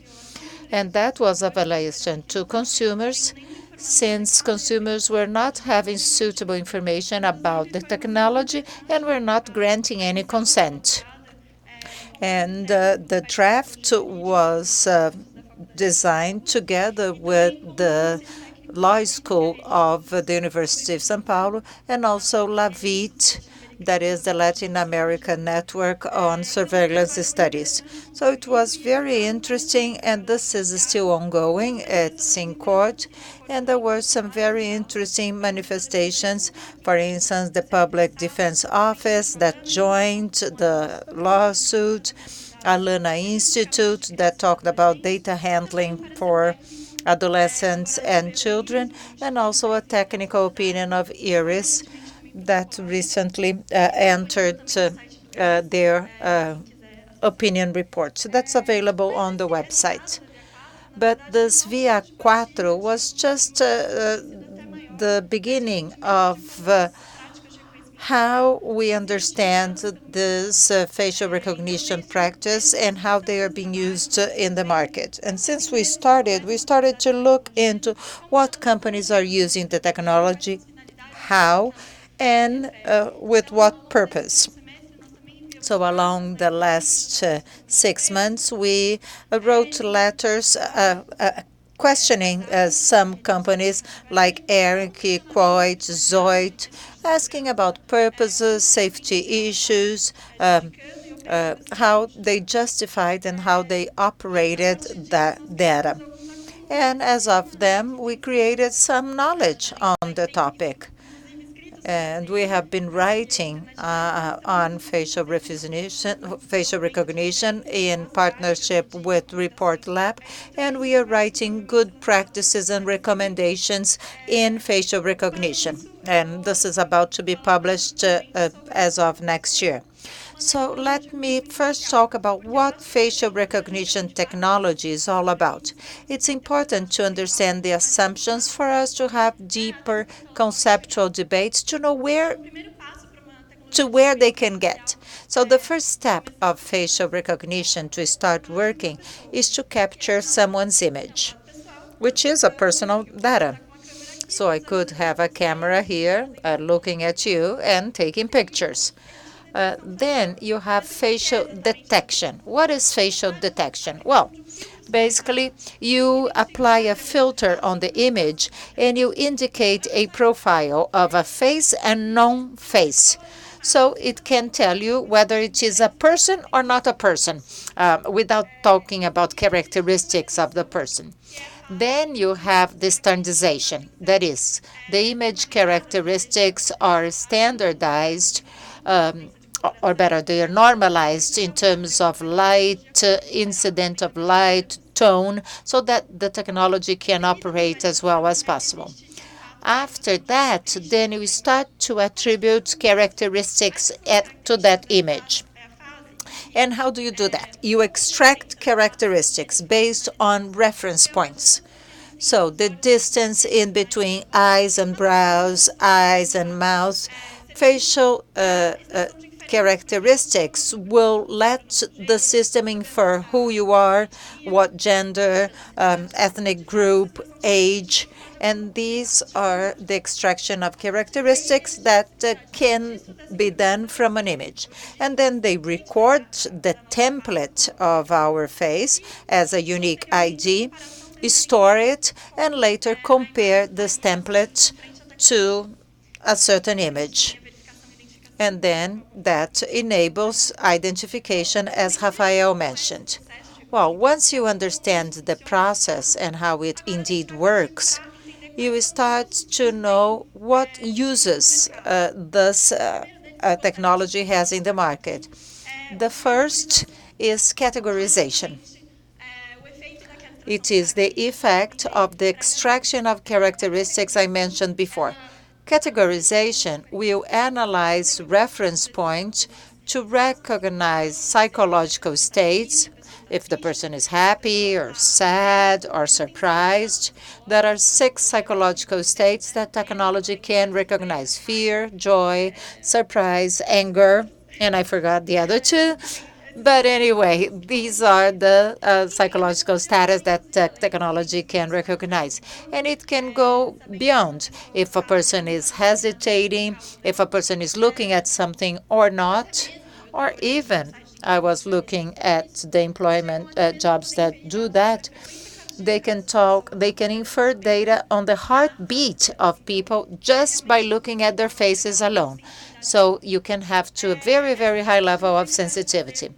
The technology is also to have attributions on social demographic characteristics, as I mentioned, gender, age, ethnic group, characteristics that may include sensitive data on who we are. And they can come finally to the identity of a person, since they use these reference points and they can compare to the templates that they have. So this is real-time technology. This is a video on YouTube that is available. And also Herring case. We started an administrative procedure because Herring started to use this technology in one of its concept stores in São Paulo. And Sanacon is analyzing whether there was a violation to the rights of consumers. But then, as I mentioned, you have verification and identification. I'm not going to say much about that because the previous speaker already talked about the different possibilities. They are basically the most classical uses of facial recognition. verification of a person. The technology is asking, is this person who the person says they are? So you have a 1-1 pairing, so a person and the template. This is very much used to replace an access password, login, verify two factors, and also to grant access to people in places, stores, the use of this technology that no longer need employees. They are using facial recognition to enable people to go into the store and do their shopping without having to talk to an attendant. And identification, that is the more classical use, I would say. The most clear reference are the surveillance cameras, but you also have it being used by the private system. Tagging people in the social media, loyalty programs, and targeted advertising to these people. So these are the most traditional uses of this technology in the market today.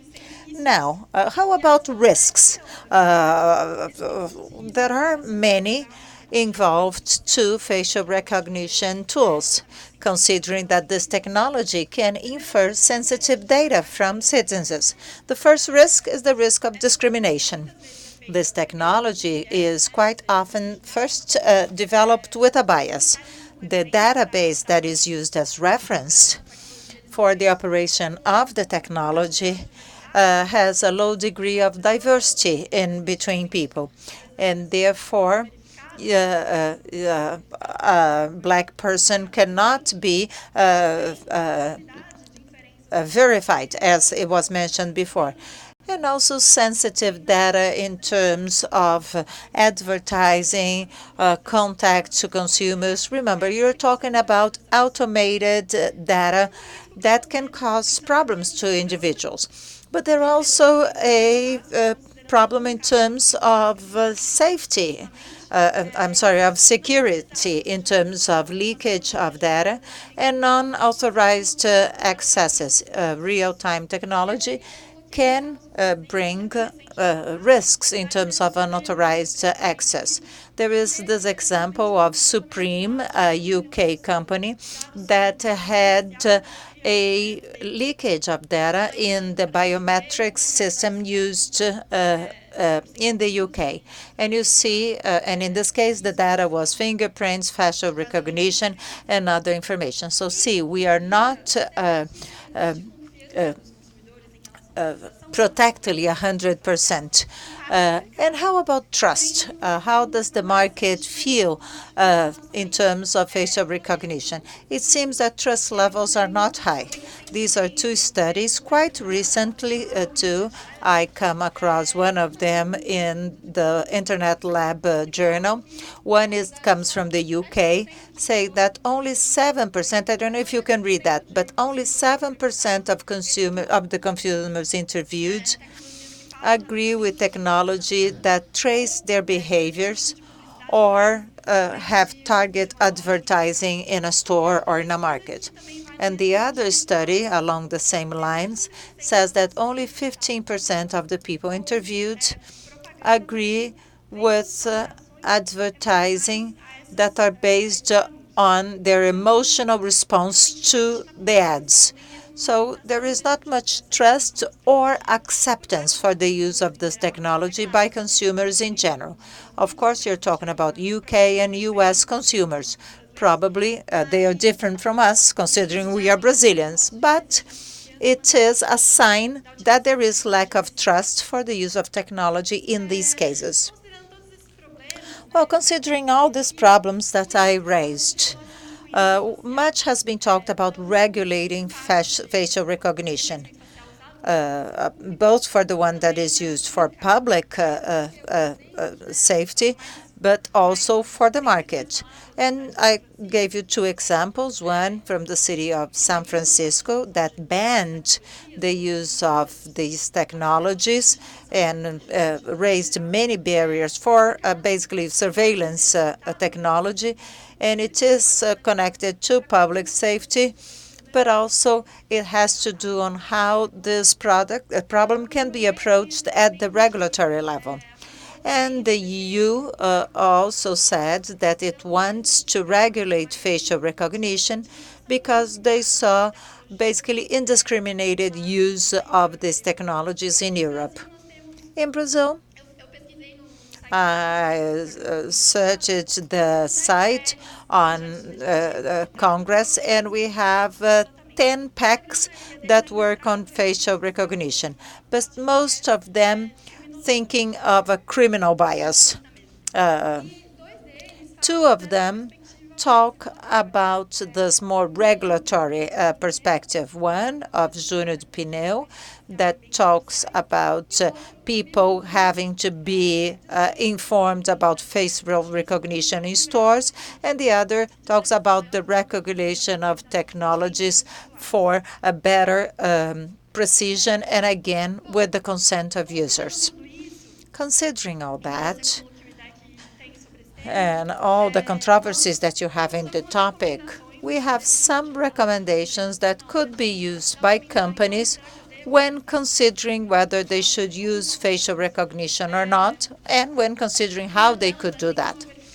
The first is always to verify the real needs of the technology. That is, what is the technology indeed going to add to the consumer experience with the company? This is a basic principle of the data protection law, but that has to be better observed. Many times companies use technologies when they have alternatives to them. Another point that is very important is the principle of transparency. Active transparency when using this technology. That is, to have impact reports on the production of data, to make it very clear for people that are going to consent with the technology what the uses of the technology are. So to be quite active in ensuring information to consumers on how the information is going to be used. Then consent and freedom of choice. Why do I say freedom of choice in addition to consent? Because sometimes companies say there is no other alternative. You either use facial recognition or you don't use the service, which is what Professor Rafael was saying about the phone service. Companies have to provide alternatives to facial recognition, and they have to respect users' choices. And also anti-discriminatory measures. That is, database has to be built by mitigating biases by means of constant reviews and also training of people who operate with the technology so that they can have the best choices, thus mitigating possible damage to users.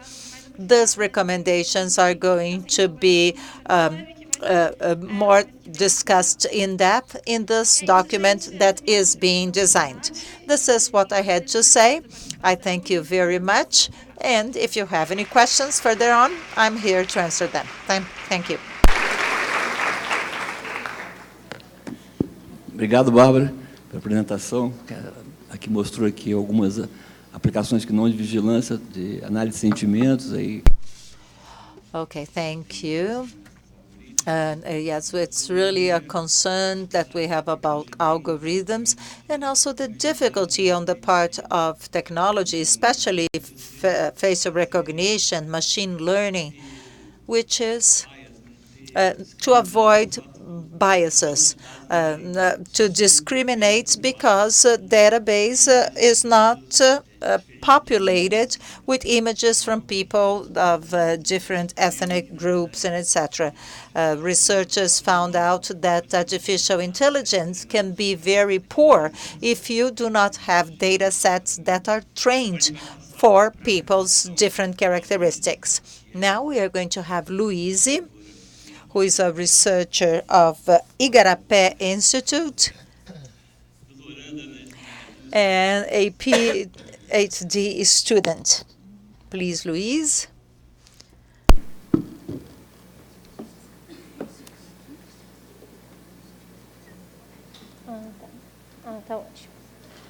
Olá a todos e todas. Hello, everyone. It's a real pleasure to be here with you. I have been following data protection seminar for many years now, and it is an honor to be here on stage talking to such a select audience, so many specialists. And as it was mentioned, I am researcher for Igarapé Institute and also a PhD student in media. So I'm not in the area of law. But anyway, I'm still going to talk about facial recognition that has become a trend, not only in Brazil, but throughout the world, as we saw in other presentations. And we are going to talk about the project that we are developing at the Igarapé Institute that talks about monitoring and surveillance technology, more specifically 3 of them: facial recognition, license plate recognition, and surveillance cameras. All of them together create an infrastructure in which we can think of the application of automated systems. So I'm going to share part of the research that specifically talks about facial recognition. And before I go to the presentation per se, it's interesting to mention that the progression of presentations was fantastic, because I'm going to talk a bit more on the public sector side, how we can identify some trends that we have in Brazil. And my presentation focuses on 3 questions. First, how can we think about facial recognition? It is an international trend. Everything says that we have to understand and rethink concepts about what facial recognition is indeed. Second question, what is facial recognition in Brazil? How you can understand it within the cultural economic context of Brazil, a country of inequalities. And finally, how can we think parameters and the implementation of principles in the regulatory context? So as I was saying, in the international context, we have seen a series of examples. One that was not mentioned because Met Police everybody knows, but Taylor Swift is also using facial recognition at concerts, which was a great shock for people that were attending the concerts, but also to the whole community that advocates for the protection of rights. And in the national context, I think all the conversation on facial recognition comes with the idea of efficiency, better processing, ensuring that identification processes are faster and more accessible. And with that, you have the China's most emblematic case, control of flows, people, and the coming and going of people, and also here at a much higher level. But anyway, by answer the question, what is facial recognition, how we can think about that, the first thing that we have to understand is that facial recognition is not new. With the international context and the most recent develops in the Brazilian context, sometimes we fail to think what facial recognition already is. According to many scholars, facial recognition is a practice which is in between monitoring and identification technology. That is what was discussed, that in some practices such as measurements of parts of the body, be it fingerprints, feature characteristics of the face, are things that have been used for a long time. And facial recognition as a scientific practice dates back 1960 with this gentleman that you can see that is called Yuri Bledsoe. And in the United States, he started to develop mechanisms and techniques to be able to catalog facial features. And today, If you want to understand facial recognition, you have to have a background. You have to understand the past, because many of these techniques are used in public security, in forensics. So this is important for us to understand where this is going to. Even when you talk about phrenology, for instance, which is to measure the skull size to corresponded to people. So these practices make understand what facial recognition is today. Now the question is, how about facial recognition in Brazil? Well, this is what we are investigating at Igarapé. There was lots of enthusiasm about facial recognition as the promise for public security. But there is still a lot of research that we need to understand how this is being implemented and if it's new really or not. You have other cases that are reported in Brazil on this slide, most specifically during Carnival. You know that Rio de Janeiro and Salvador had a pilot project for facial recognition. And this was sold, so to speak, as a final solution, almost like the silver bullet for public security, and also supporting companies in terms of investments. So there is, again, background work that has to be done, and we have to investigate how this is done in Igarapé. In Brazil, facial recognition, we surveyed data a little after Carnival. And we tried to raise all the cases that were reported. All the cases that we have here were reported by the media. We also are analyzing data that we're able to obtain, but I think this already brings great information of what facial recognition is like in Brazil. Before 2019, in end of 2018, people said that facial recognition should be implemented in transportation. We found 4 different areas of implementation: transportation, education, public security, and border control. But transportation, fighting frauds, accessing people, controlling access to people, especially intercity transportation, was one of the main drivers for the implementation of facial recognition. I'm sorry, I'm forgetting the Portuguese. I'm mixing English and Portuguese all the time, so forgive me my Portuguese. But anyway, in Ilhéus, we had one case reported in the transportation area, and you see this is not new.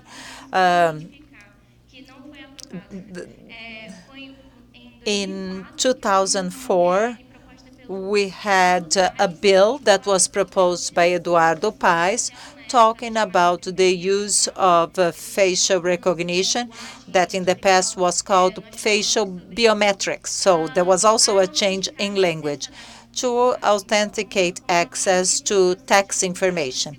So it was part of access to data. But anyway, we identified more than 37 cities in the country that already implemented facial recognition at some level. And what we identified the most is that this implementation is quite exploratory and not permanent, which raises the question of how we can bring some coherence to the implementation of facial recognition, considering all its opportunities and risks.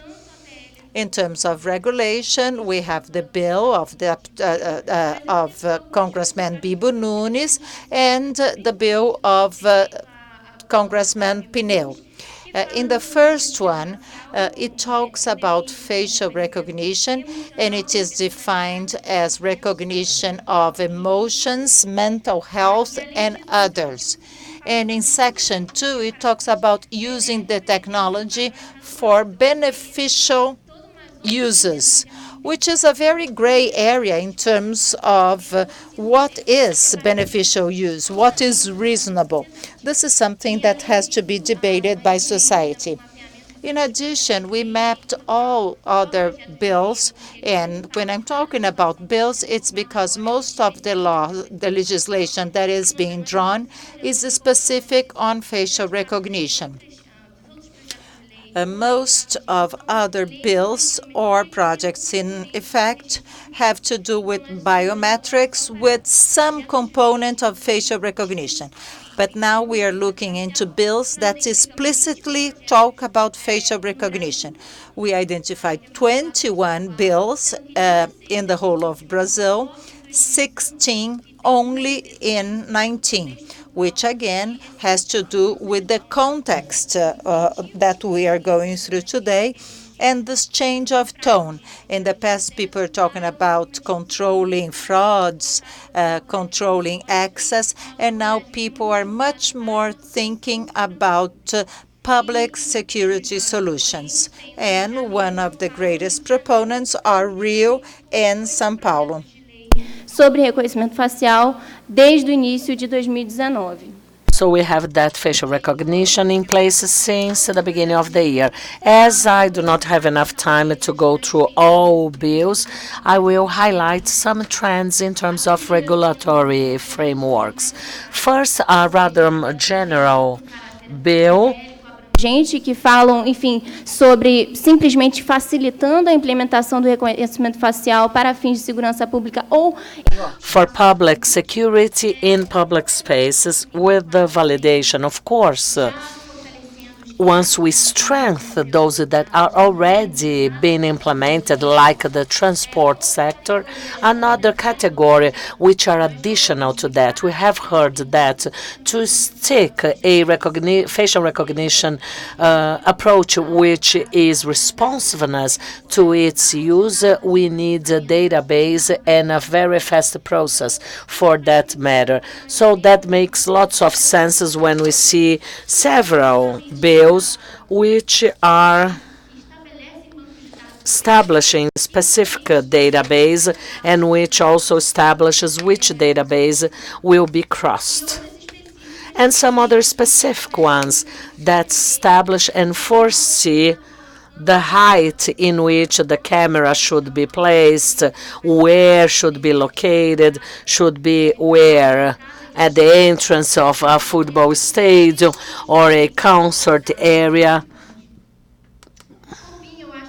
And last but not least important,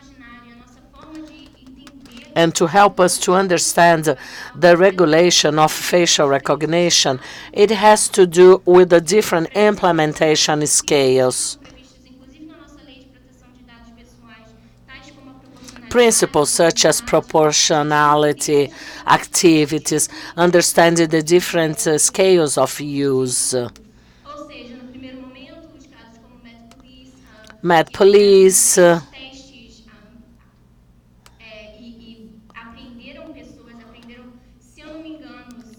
if I'm not mistaken, 7 people on a trial where part of them were identified wrongly.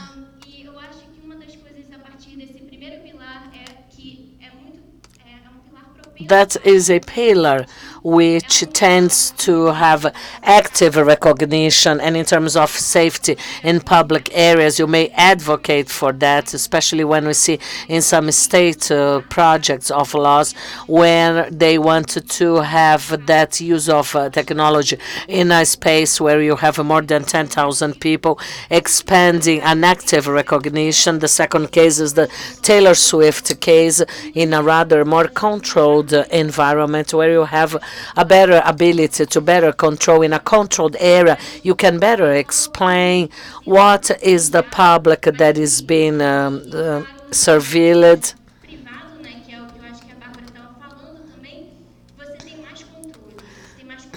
And in the private sector, you have a more control in a private area, you have more control of who gets in, who gets out. Different scales, they help us to understand how those expected principles Como eles podem ser operacionais. that we already have, how they can become, they can put in operation. And finally, just adding, LGPD Article 4 has an exception for public safety. One of the main challenges of these bills is how are they going to strengthen expected principles considering exceptionalities under Article 4. And I hope that based on these three first questions addressed in the beginning, if we can have a better view as how facial recognition is not a new technology, that is a scientific practice developed since the 70s. And it has that intersection not only from a public standpoint, but as authentication and monitoring technologies. Second, that is an exploratory one, not only in Brazil, but in our countries. And third, we still have to reflect and establish parameters for its use. And in terms of benefits, just to add to this panorama, Microsoft, for instance, has been using facial recognition for archaeological studies, and Japan has been using facial recognition to identify people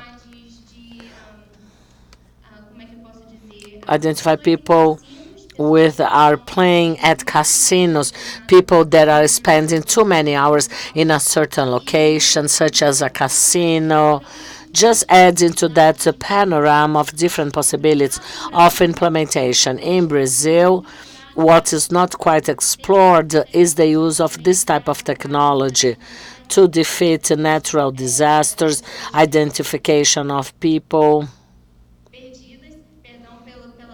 who are lost.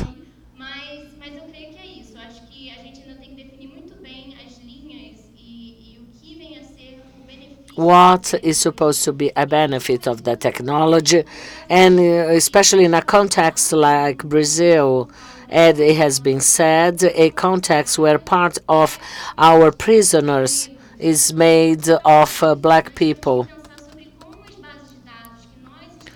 So how can the database that we foresee in our projects, how will that affect those bias? If you implement in the next carnival a technology of facial recognition as they did, who will be privileged and who will be radically identified or wrongly identified by this type of technology? Thank you.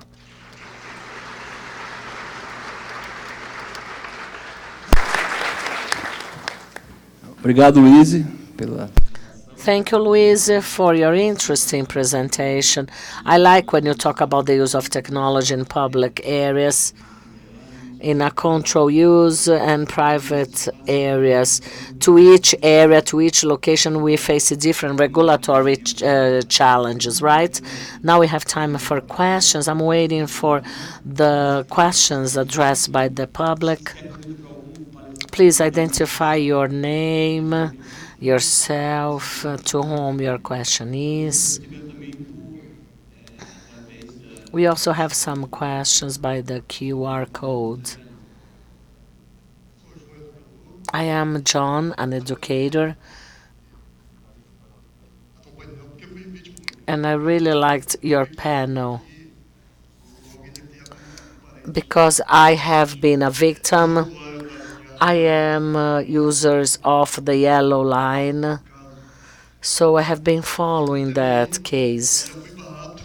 And I was always stopped to use a bus, a public transportation for a month because my picture, I was too young in the picture, and I'm white, let alone if I was of black color. How would that be? Se alguém quiser responder, é como... And my question is, how to socially protect if that in the future will be intensified? How can we protect ourselves against abuse? And what are the possible excuses that organizations will give to fool us?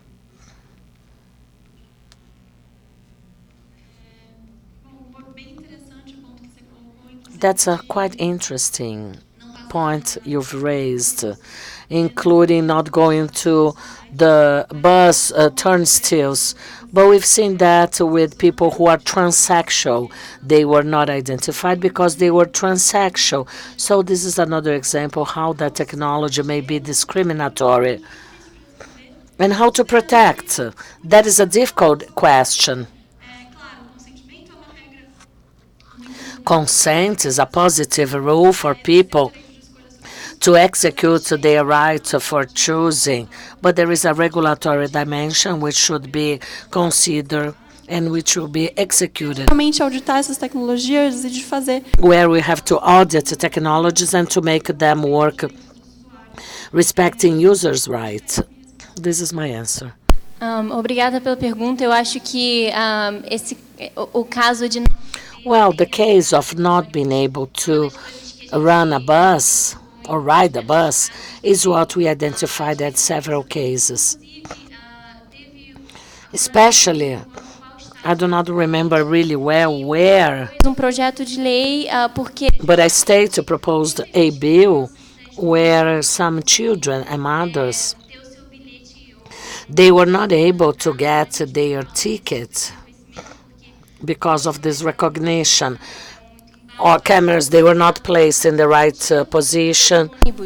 porque People did not know how to get into the bus, as the only mechanisms for validation to say if they could get in or not was a pilot of facial recognition on a bus. And there was a bill which is still being addressed to guarantee that there is some sort of weight about the real needs and if that indeed is being positive to the population that is using these transportation means.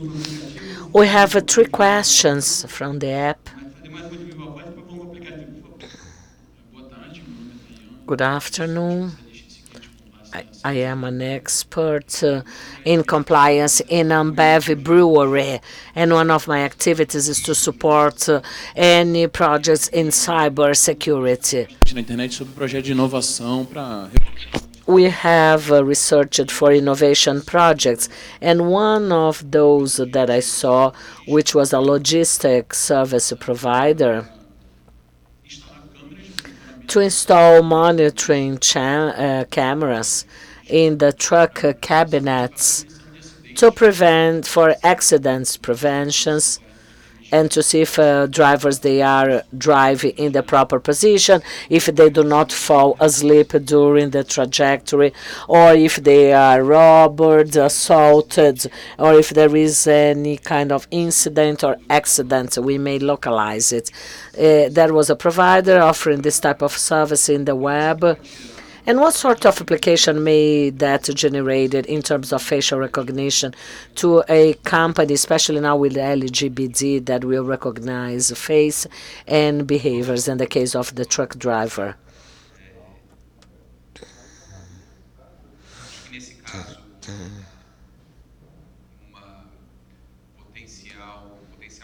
In this case, a potential risk which we run, it is to depend on consent of that driver, for the driver to undergo this procedure. Of course, that if that is a practice implemented by the company, it's quite a doubt if we can consider that as being genuine and the consent of someone who is in that relationship of employment. Employees and employers. In many cases, não só nelas, né? With social recognition technology, with sensitive data in general, this non-genuine consent is pointed out as being an obstacle to implementation in case that represents the legal base of its use.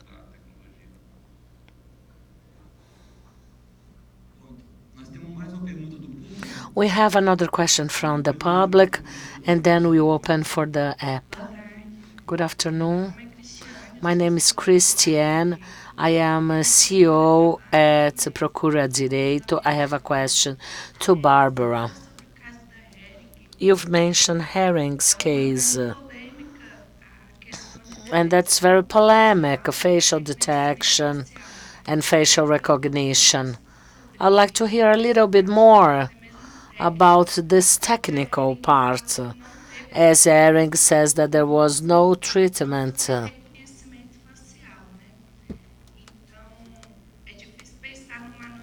So it's difficult to consider anonymous and how the harvest data deleted the capture of the picture. That would be a type of treatment. Could you elaborate a little bit more? Thank you. Is it working? That's a very interesting question. In fact, my presentation showed that understanding about facial recognition to try to give an answer. What we consider to be facial detection is just a presence of someone in that image. This is what we see in the technical literature, which says that facial recognition is the first phase of a process of recognizing someone without inferring who is that person, what are the characteristics of that person, demographic characteristics, facial expressions, emotions, and so on.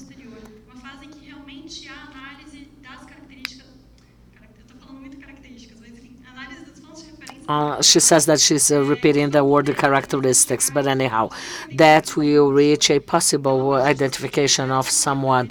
Therefore, we consider that this is a process of facial recognition. That's why such a distinction is done in a wrong way.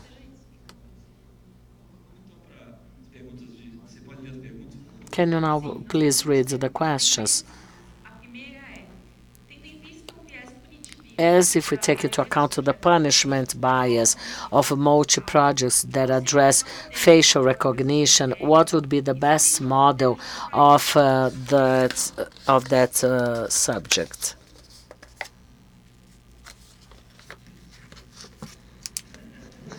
Who'd like to answer, Luis?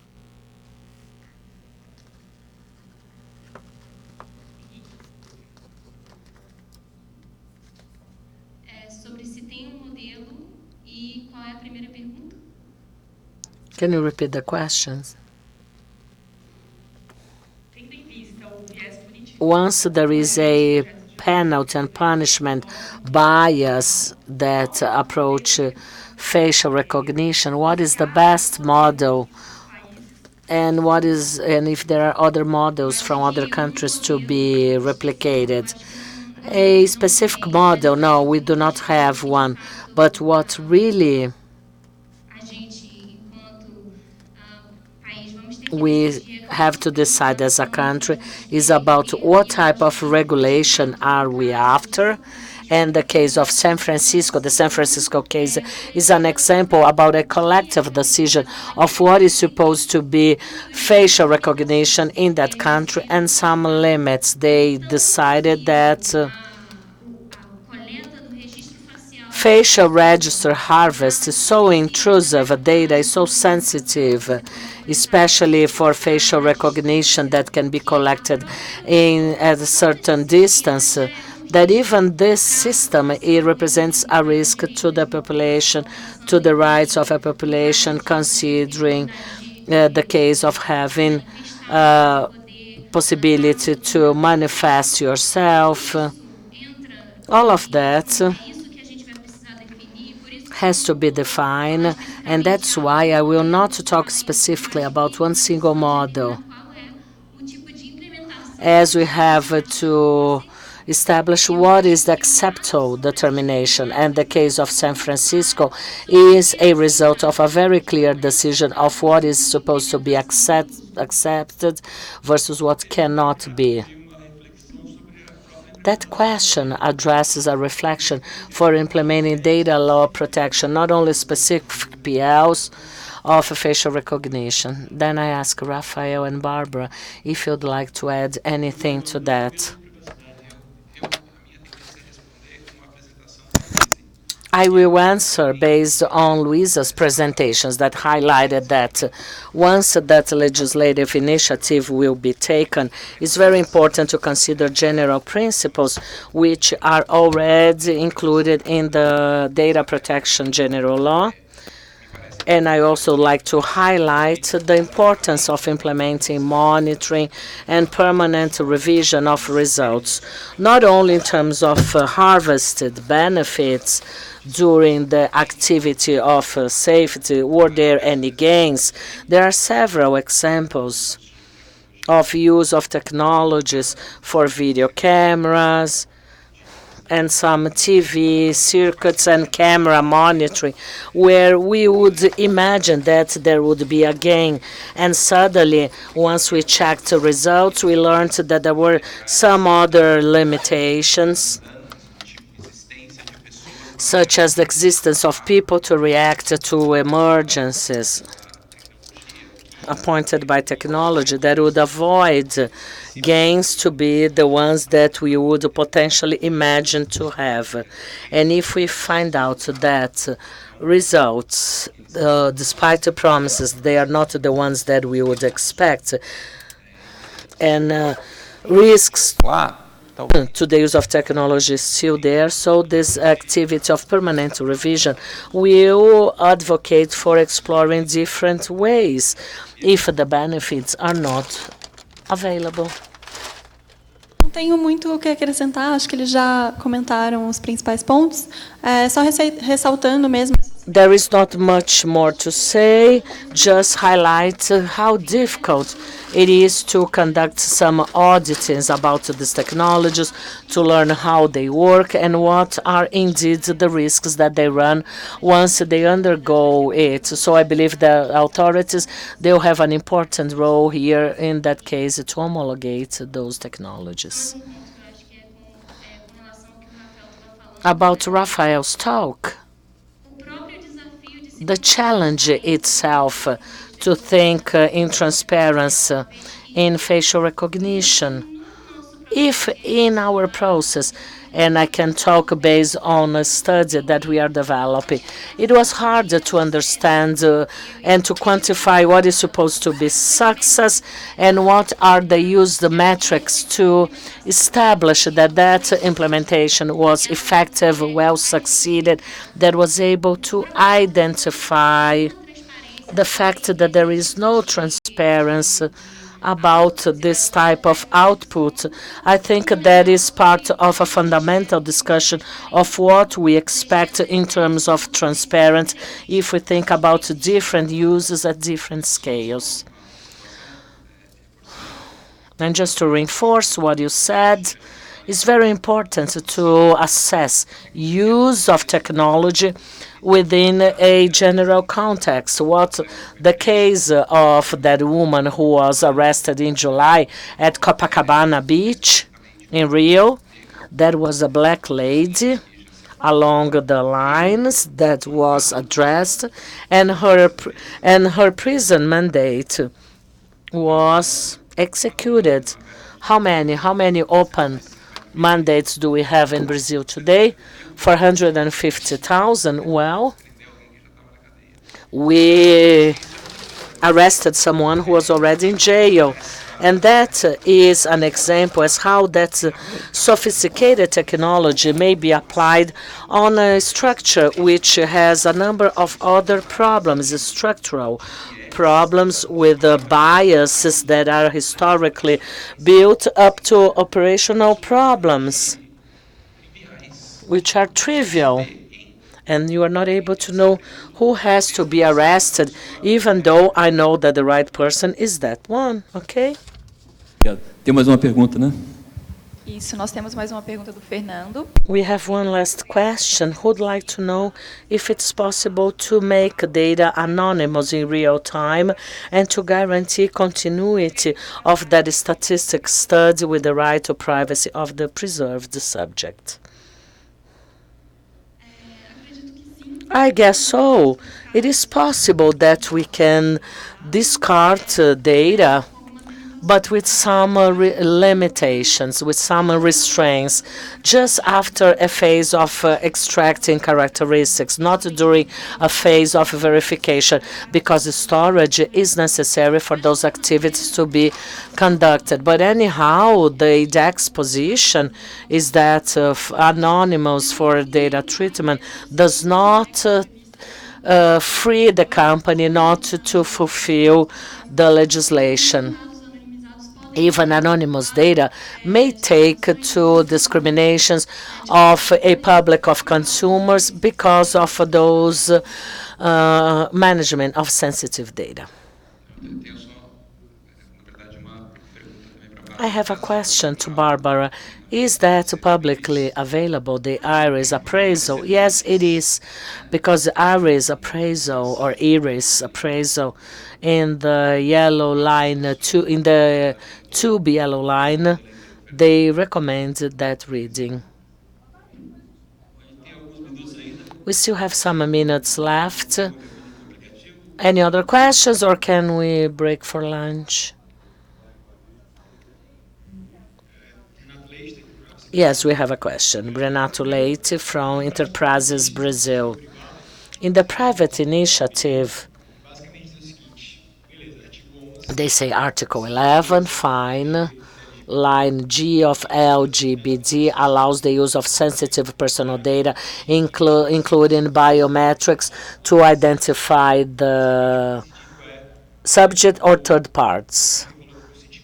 Professor Maffei talked about consent, where consent, in those situations where consent is not feasible because it does not pass in the test, and that there is a specific base for those who follow the legislative process. You know that legal base was included, and today that shows legitimacy of biometric data for facial recognition to non-public means. How can we align that to principles and that anxiety that the private initiative has to base on legal terms?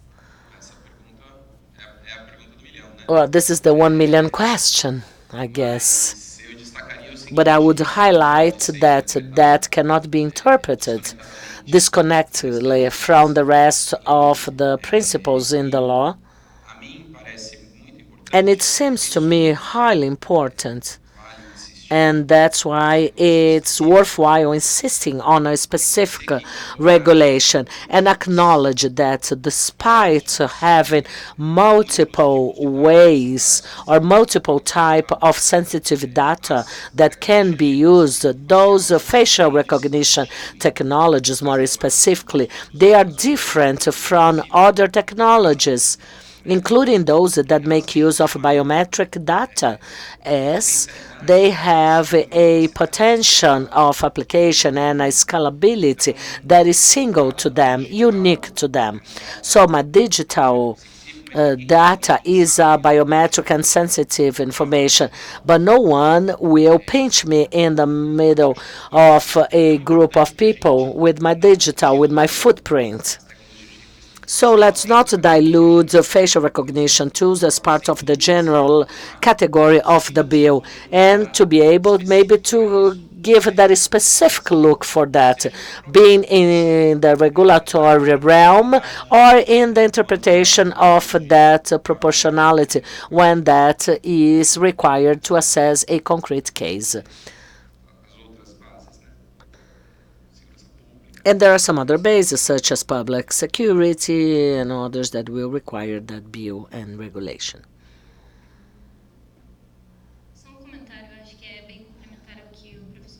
I have a comment adding to that. In case of the bill Bibo Nunes, there is a specification which will get in conflict to some other laws, but they foresee that commercial secrecy should not be used as a justification to violate the law. That will raise a whole discussion about what is within the interpretation of that scope of secrecy or not, in terms of internal authentication, external authentication, or the service by the company that is applying this type of technology. Yes, now we have one last question, he says. We still have 3 minutes left.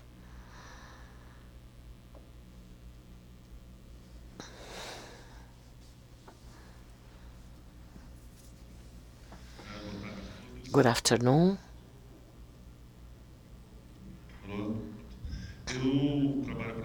I work for NIC. Therefore, I am a biometrics and technology supplier.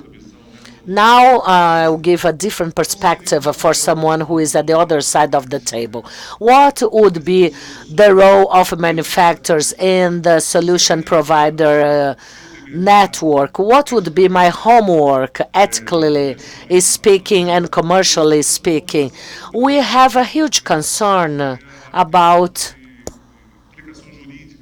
legal implications in the solutions, our role, our liability. We are accountable for processes over the light of the new legislation, so we are worried about co-responsibility. Are we going to be operators, or should we be mitigated, or are we going in the supply of this technology? So my question is, how can facial recognition manufacturers do your homework, our homework, and what would be our main concerns for legal implications? Thank you. Well, I guess that manufacturers, they play a very important role because they are the ones who develop technology. And that will depend on how much is that related to a consumption law or not. And that will also depend on what extent the technology developer will operate it. Are they responsible to really do or work on data treatment? Otherwise, they would not be classified as an LGPD operator and would be just a supplier. But that does not exclude the needs of agreements which will reflect LGPD in their formulas. Contracts and agreements that will take that into account, try to mitigate risks, and so on. Anything else? No, we are running in the limit of our time, which is up. Thank you so much for your attendance. Our panelists was a very rich discussion with such a complex topic, and I hope we keep on discussing. Thank you. Enjoy lunch, and please be back at 2:30. Temos agora o intervalo do almoço e 2:30 estamos voltando aqui. Até já.